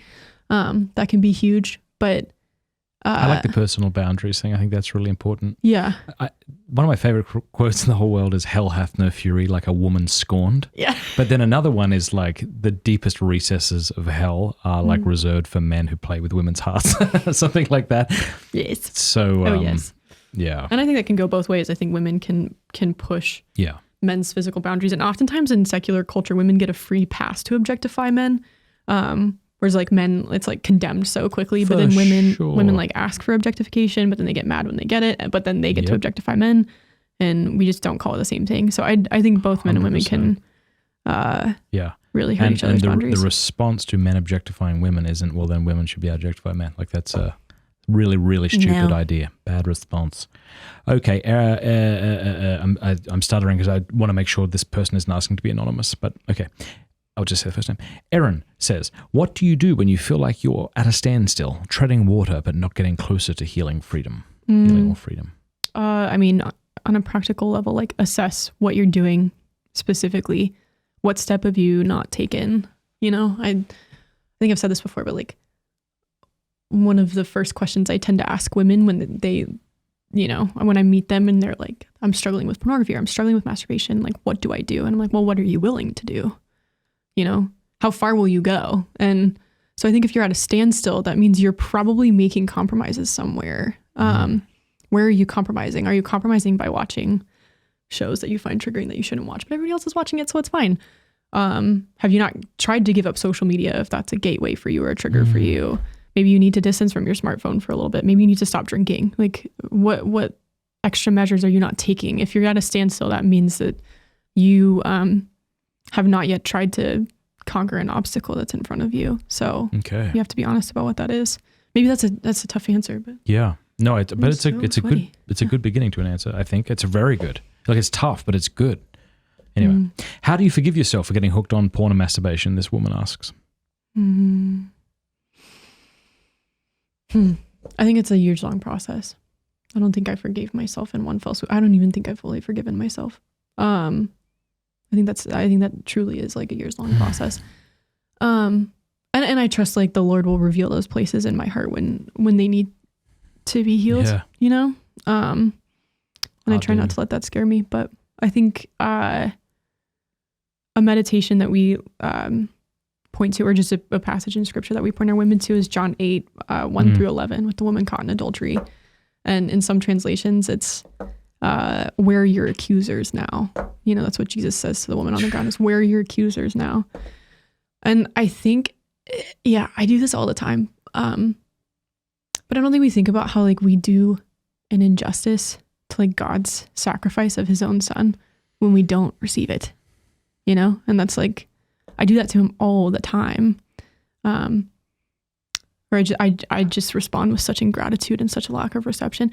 Have you read I Believe in Love? Oh, I was just thinking about that. Yeah. I was literally about to quote it when you stopped speaking. Okay, because I read that last Lent. So the line that struck me and continues to strike me whenever I read it is when he says, I'm not telling you you believe too much in your own wretchedness. We are far more wretched than we could ever imagine. Yeah. What I'm telling you is you do not yet believe enough in divine mercy. Yes. And that the greatest like injustice or sin towards the Lord's sacrifice is ingratitude. Is like, it's not a lack of recognition of it or like how powerful it is or like not paying enough attention to it. It's ingratitude. It's like, there are parts of your heart that say, I don't need this. And gosh, where are your accusers now? Third t-shirt idea. Come on, if you're not making bank. We're going to start a clothing line. Honestly, that's beautiful. Yeah. So what to link that into Revelation chapter 12, verse 10, it says, the accuser of our brethren who accuse them day and night before the throne of God, referring to Satan. It says that, and I think it's Zechariah too, when it talks about an accuser coming before the prophet, and then the prophet's clothed in a white robe. We actually have that in the Magdala curriculum of just like, it's just another part of scripture where the Lord's essentially saying like, I've made you clean. I've taken your dirt from you, and what's that? Let's just keep quoting things back and forth now. There's that Hillsong song where it says, like, you're chosen, not forsaken. I am who you... I'm getting it wrong, but I am who you say I am. Yeah. Like, I'm not who I say I am. I'm a child of God. Yes, I am. Yeah, I love that song. I do too. Okay. Vincent says, do men and women get addicted to porn for different reasons? Yes. And you've touched on that, and I'd love you to touch on it again, but then I'd also, a follow-up to that is, do men and women find freedom from pornography for different reasons? Yes, great question. I love it. I think we get addicted sometimes for similar reasons. I think for a long time, the way we talked about women's sexuality in the church is that like women were borderline asexual. It's like men are the problem, you just be the gatekeeper, you toe the line, and then when you get married, be sexually available all the time and love it. You know, it's like it's very confusing narrative. Yeah. So I think there's also like, I've seen comments on like different podcasts I've recorded or different things where it's like, well, men's porn is visual, women's is emotional, and that's just simply not true. Good. Again, because like women have the intermediary of the imagination, they can be addicted to erotica or like written porn more easily than men. I think, just because that can even sometimes even more like than visual content, it can play into their imagination. But women are sexually attracted visually too. You know, that's not an exclusively male thing. So sometimes we are addicted for the same reasons, and we're all in the human condition. So we get addicted because we're lonely, because we're broken, because we're exposed to content that we find, you know, intriguing and attractive. And, but a lot of times, like what we get out of porn is different. Like men can feel powerful or strong or masculine, you know, like just there's so much that they can get from engaging in pornography, however counterfeit it is. And then women feel beautiful. We feel seen. I've heard it said recently from John Eldridge that the masculine genius, right, is like strength for others or strength in the service of others. That's what masculinity does, you know, at its best. That's what it is. And what's ironic and so sad is that a man goes to pornography to feel that way. Like my strength is being seen, it's being wanted, it's being delighted in. But what's actually happening is I'm using this person like a leech. I'm like sucking her strength for my selfish gain. Yeah. I wonder if there's something like that with whatever the female genius is. It's got to have to do something with like nurturing and mothering, I suppose. But I wonder if there's something similar there where I go, maybe it's to be seen or something that's delighted peculiar to the woman. Yeah. And then it gets flipped on its head. Yeah, delighted in. And I think a lot of women bring in a way that men don't, in at least as like, and not in the same like numbers, like men experience sexual abuse and trauma, but women arguably are the victims more often than not because they're the weaker ones. So a lot of women get addicted to pornography or masturbation because it is a way to reconcile their abuse and to no longer be the victim. But oddly enough, there's been plenty of psychological studies on this, and Jay Stringer is so good about articulating this, is that oftentimes you are just tied to the shame.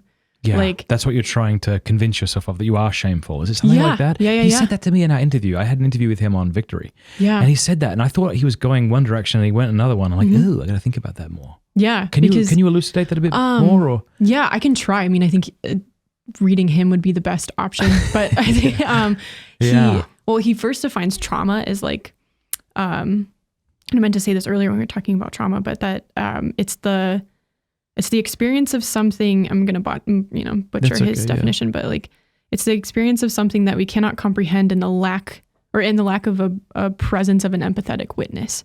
Okay. So we're experiencing something we cannot comprehend, and there's nobody there to help us interpret it, right? Which kind of widens our viewpoint of what might have been traumatic in our life. Yeah.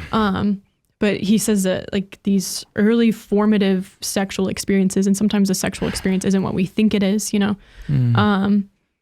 It gets tied to trauma, it gets tied to shame, and so we seek out those experiences that tie into that over and over and over.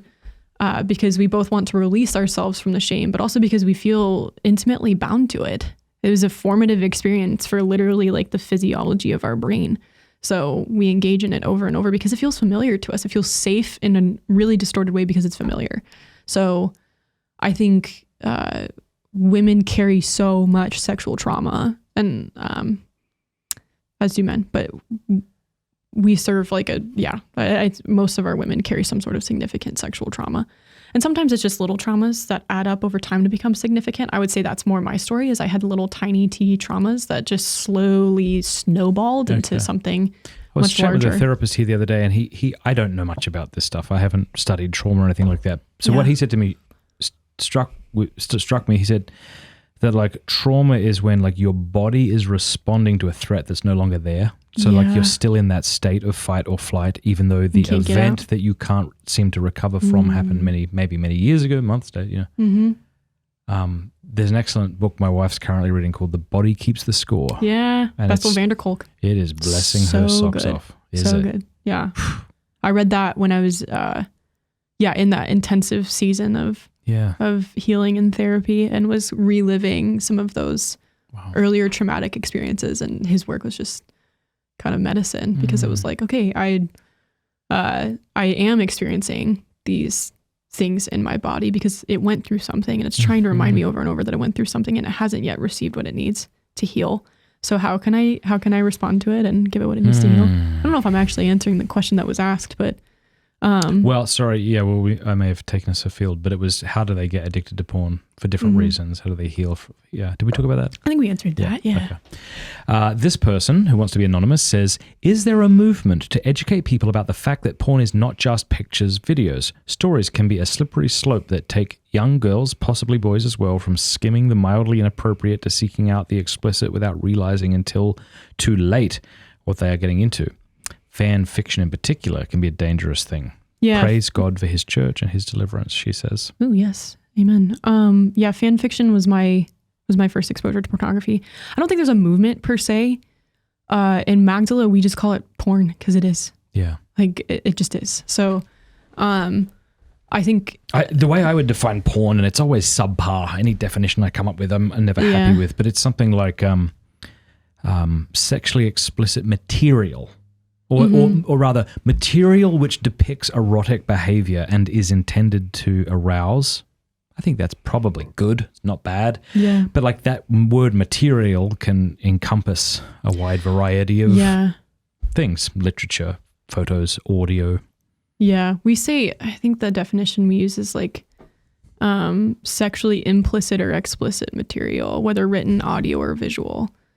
That is intended to arouse or entertain. We say entertain too, because sometimes it just being entertained by promiscuous content is a gateway for people. But yeah, I think if you don't just call a spade, like when do you start calling it a spade? I guess, like the slippery slope stuff. I think if it's heavily implied that a sexual act is happening in a book or a TV show or a movie, then it's pornographic. Well, the more pornified our culture becomes, if you want to use the word culture, the more the goalposts shift. Yeah. So what we once called hardcore, we now call softcore, and what we now call softcore, what we once called softcore, you might say is Netflix, or even worse. Yeah, absolutely. So it's like we just keep kicking the ball down the road. So porn now only means like incest, abusive, rape thing. Like that's what porn is. But everything else is just stuff adults watch on airplanes next to children because they're awful people. Yeah, exactly. I was speaking in Delaware a couple months ago, and the campus minister introed my talk. I thought his intro was better than my talk. I was like, we should just let this guy talk the whole time. But he quoted the Supreme Court case that's like, leaving my mind of like, I know it when I see it, the phrase I know when I see it. And Potus yes. And he said, he spun that where he's like, yes, we used to know porn when we saw it, and now we see so much of it that we no longer know it. And I was like, that's very good. Oh yeah, that's perfect. I wrote it down. I was like, I'm going to steal that from you. Make a t-shirt. Yeah. Make a t-shirt. Yeah, no, maybe not that one on a t-shirt, but yeah, yes. No, that's really good. Yeah. I think it's everywhere. So, it's hard to define at this point, but yeah. And I would rather err on the side maybe of calling something pornographic that isn't than err the other way. Yeah. I kind of decided that a while ago of like that. Just, I would rather, really scrape the barrel clean. I mean, when I speak to Jason, I haven't read much of John Paul's Theology of the Body. I've read Love and Responsibility, which I love, but this idea of bringing the intention of the consumer or viewer and the intention of the artist in unison with the dignity of the human person, because something can be objectively not pornographic, let's say. That's possible, surely. Yeah. Dostoevsky, for example. That's a bust of Dostoevsky. And yet it can be subjectively received as such. And so there's that distinction I think that needs to be made as well. So you shouldn't kind of limit yourself to not watching porn. Like there could be things that legitimately trigger you due to things you've experienced that you wouldn't need to avoid as well. This person says, anonymous, please. I lead an accountability group for Catholic women at my university's student parish. Okay. Wow, thank you. I've wanted to bring this topic up, but I haven't felt sure about the best way to do so. I have a past with this, and I don't want the discussion to only revolve around my journey. Any guidance or tips is greatly appreciated. Thank you for having this conversation. Having Rachael on Pines changed my life in so many beautiful ways. So please keep this discussion going. Wow. First of all, thank you. You're my hero. Second, send us a little message through Magdala's contact form and I will reach out to you. Just because, I think being in campus groups is such an intense experience. So we would love to walk with you through that. I think initially, like bringing it up and not letting it like revolve around your own experience, that's where you do need something like a curriculum. And that's why we started partnering with college campuses. Because at first looking at this curriculum, I was like, it's not worthy of being used by anyone. And it's like, well, no, why not try, and people need guidance. And there was not something specifically for women out there. But yeah, I think if I only leaned on the toolkit of my own experiences, I would be very, very limited in ministry, because I think I was spared of a lot of experiences that the women we serve have. And I think I was spared, for the sake of putting this out there and leading for the time being, in our organization. But, and my co-founder and I talk about this all the time of like, why were we spared? Why? And because we see so much suffering in the women around us, but it's better to just thank the Lord for his protection, I guess. But yeah, I think don't lean on your own story, start taking it. And even you don't have to have just female centric content, but there is Uncompromising Purity by Kelsey Skoke, which is super good. I know women who have led small groups based on that. Be Restored by Dr. Bob Schutz. It's a good resource as well. Or Be Healed. Unwanted by Jace Stringer. Addiction and Grace by Gerald May. Dopamine Nation by Anna Lemke. There's so many good works. Or even Body Keeps the Score by Bessel van der Kolk. Amazing work on trauma. So I think taking in all of this content and educating yourself, there's going to be things to lead off of. But I think I lead an accountability group. So this is what I don't understand. Maybe is the accountability group for sexual impurity or purity? She said, I've wanted to bring this topic up, but it's like, oh, maybe she means she wants to bring her own story up. Because why would you bring up a topic to an accountability group that's about? I do know some groups that like really beat around the bush. Yeah, I've talked to a few women actually in that situation. That might be true. Maybe I'm not even answering your question. Sometimes you just have to have the courage to be the brave one. I mean, I did this recently. We meet as men. There's a group of us that meet frequently. And sometimes the conversation just ends up being like just funny talk, banter, catching up, having a coffee, which is fine, but not why I'm getting up and leaving my family at this hour in the morning. So just the other day, I just like went right for it. And I shared something that's like really bothering me that I'm wrestling with. And sometimes you just have to do that and just let the chips fall where they may. And I think if you do it with just like gentleness and humility, what I found was everybody just started sharing. So you just kind of need that one brave person like me to say something. Agreed. Yeah. Agreed. All right. This person who asks to be anonymous but is a female says, sometimes it can be hard for me to feel like I'm allowed to enjoy any physical pleasure because of a past addiction to porn and masturbation, or that any feeling of attraction is sinful because previously those feelings were associated with sinful actions. Yeah. God bless you, you beautiful person. Yes. She says, could you speak into that healing, how to best address this and how to trust that entering into healthy relationship appropriate signs of affection like holding hands or a simple quick kiss are healthy and okay, and that feeling attracted to that person is also healthy and okay? Thank you. Lovely. Such a lovely question. Yeah, I'm so that's glad beautiful. she asked it. Yeah, my therapist who I just really loved and who really helped me heal a lot of my story. She talked about sexual sin crumples up. Like, you imagine your humanity, including your sexuality, but maybe perhaps even especially your sexuality, is a beautiful painting, and sexual sin takes that painting and just crumples it up and then throws it on the ground. And healing looks like taking that and smoothing it out again, just slowly. And it is kind of just slowly over time smoothing it out. And I just, I still encounter places in myself all the time of like, oof, that's suppression, you know, especially like as a married woman, I encounter that a lot. I'm just like, oh, that's fear. That's a fear response. Or like, that's an anxious response instead of like one of receptivity and love. And because I'm still in the lifelong process of smoothing this painting out, you know, until I'm with the Lord in heaven. I think, again, like we have to reorient our minds from, it's not about sobriety, it's about intimacy.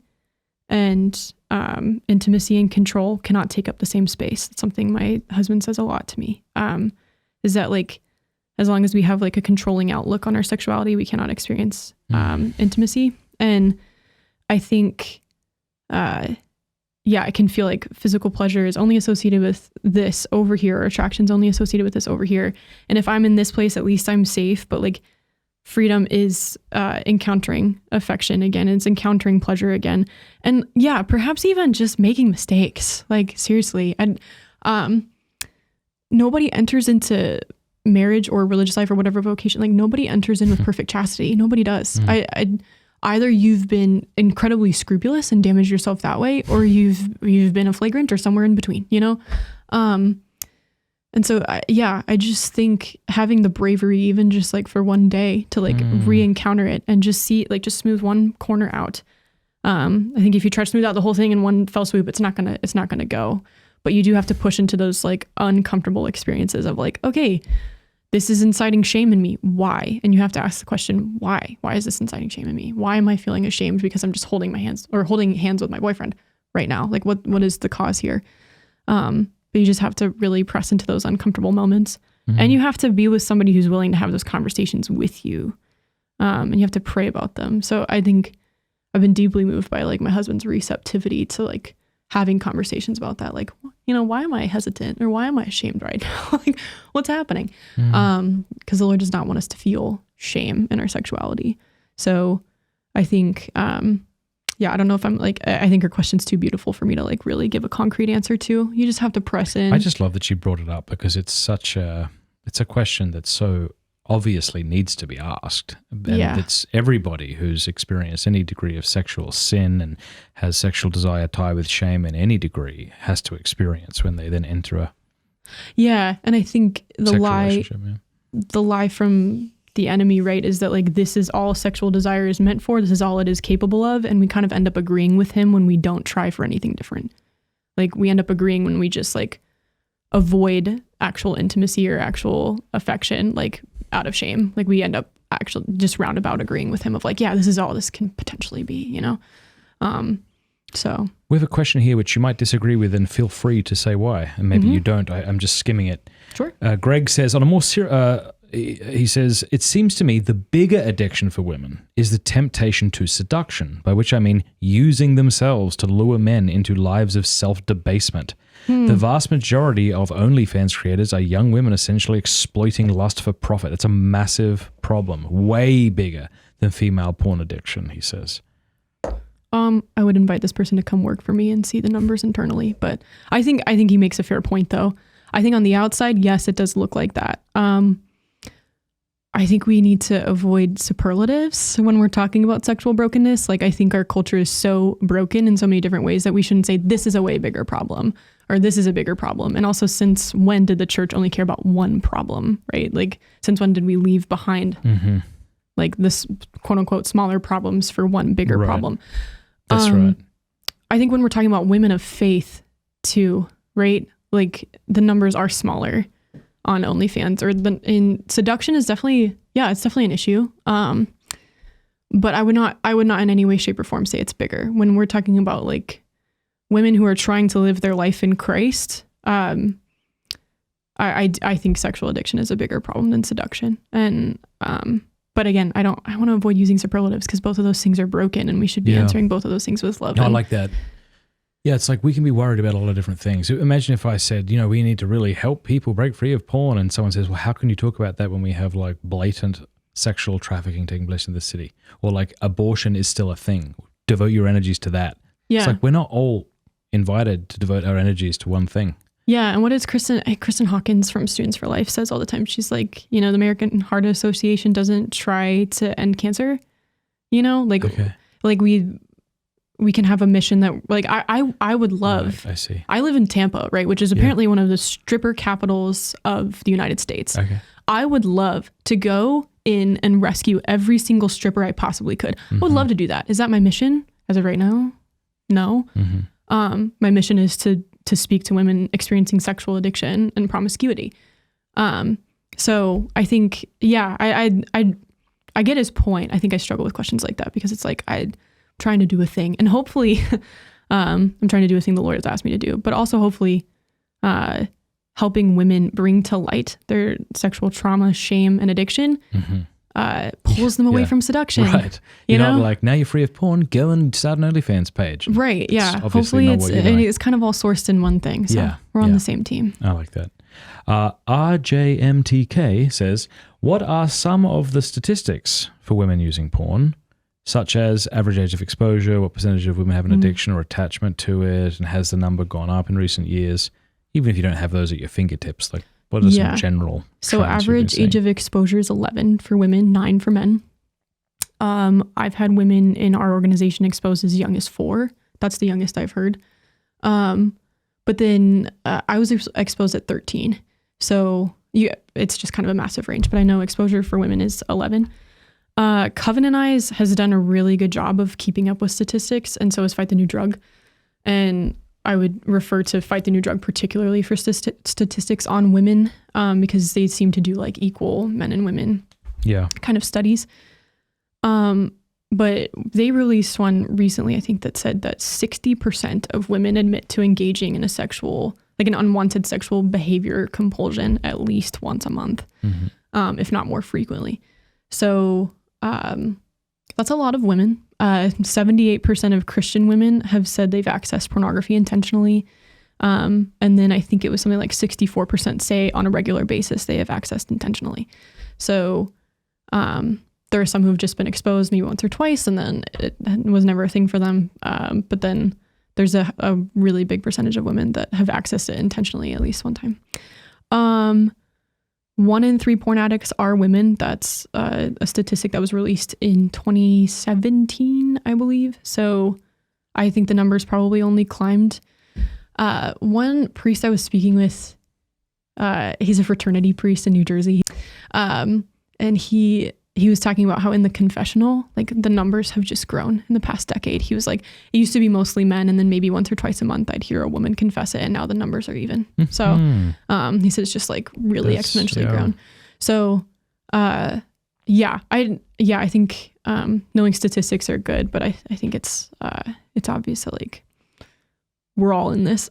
We're all in this together. It's it's a fight for both men and women. So I think statistics hopefully will reveal that more and more over time. We're interested in doing some studies even within our own organization and just letting our numbers kind of speak to the wider church about what's going on. But I know that within Magdala, a higher percentage of women are addicted to masturbation than pornography.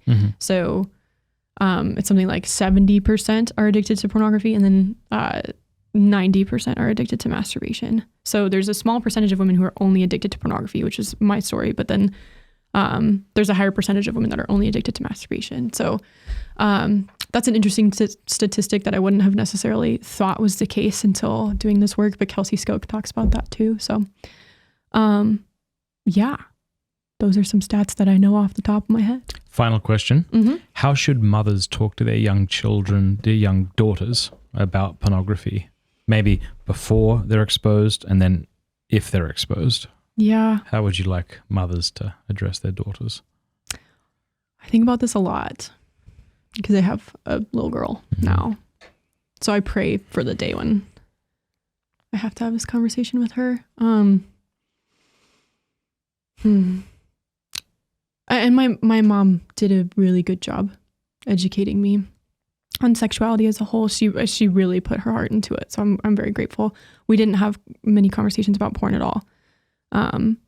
But I think in that regard, like just getting in front of it, like my daughter will know that I struggled, and I mean, cause it's my job, but, also because I will tell her, like, I will say, like, I understand what it feels like to be attracted to this. So if you, it's not about like, if you are exposed, it'll be when you're exposed to something that intrigues you and makes you uncomfortable at the same time, I am here and I want to talk to you about that. And I understand, and you will not be punished. I think that's a big thing. Is like, I thought I would be punished, even though my parents never said that and never ever portrayed that message to me. I thought I would be punished. So I think we do have to explicitly say, like, you will not be punished for approaching me with this struggle. We may put some things in place to help you. We definitely will, actually, but that's not a punishment. That's to help you. So I think, and Jay Stringer, again, I keep on quoting him, but he said, not to have, we were recording a podcast together and maybe he was quoting somebody else, but he said not to have one 60-minute conversation with your kids about sexuality, but to have 61-minute conversations. And he also said to become your children's Google. So become a place where like they feel comfortable asking any question, never condemn a question is too awkward. They will read your body language. I hope mothers can learn, and I have a lot of mothers reach out to me, but I hope they can learn to engage with this topic, even if they haven't struggled with it, in a way that, makes their daughters feel seen. I think before it's happened, saying, when this happens, come to me, and just acknowledging that it will and preparing them for that moment. And then when it happens, extending the hand of love, telling them like, thank you for telling me. Holy cow. Oof, I love my daughter so much. Yeah. Just want to hug them and kiss their little fat faces. I know. I love my baby too. And if they ever, were exposed to this and told me, I would just love them.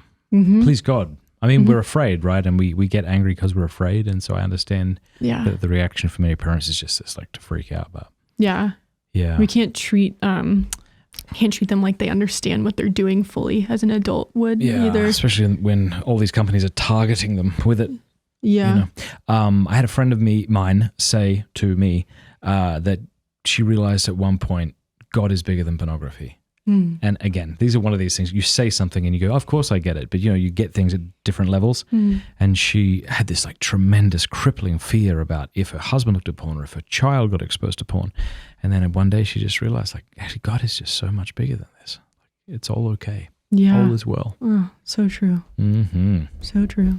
Well, you're a good woman, and I'm glad you're doing what you're doing, and I'm so grateful to Magdala and all the beautiful people who work with you and all the lovely girls who who you're serving. And it's just delightful. Thank you. God is good to us. Yeah, and thanks for your book that you've put out. We're going to put links below, everybody, to the website and the book and the other things we've discussed. You should get a promo code too, so that'll be fun. Yeah, let's discount get promo that. code. Yes, I'll do another big plug when I get that. The promo code will be on screen right now. It's promo code whatever is, Matt, can you go like this? This one? This way or this way? No, it's for this camera. Oh. Like that? Yeah. There you go. Promo code, whatever it says right there. Ready? And I'm going to throw it up in the air. 'Cause we don't just to have see it how good right your editing now, skills are. but we Ready, will. set. If I pull that off excellently, I'm excited. Thanks a lot, Thursday. Thank you, Rachael. Thank you, Matt. Bless you.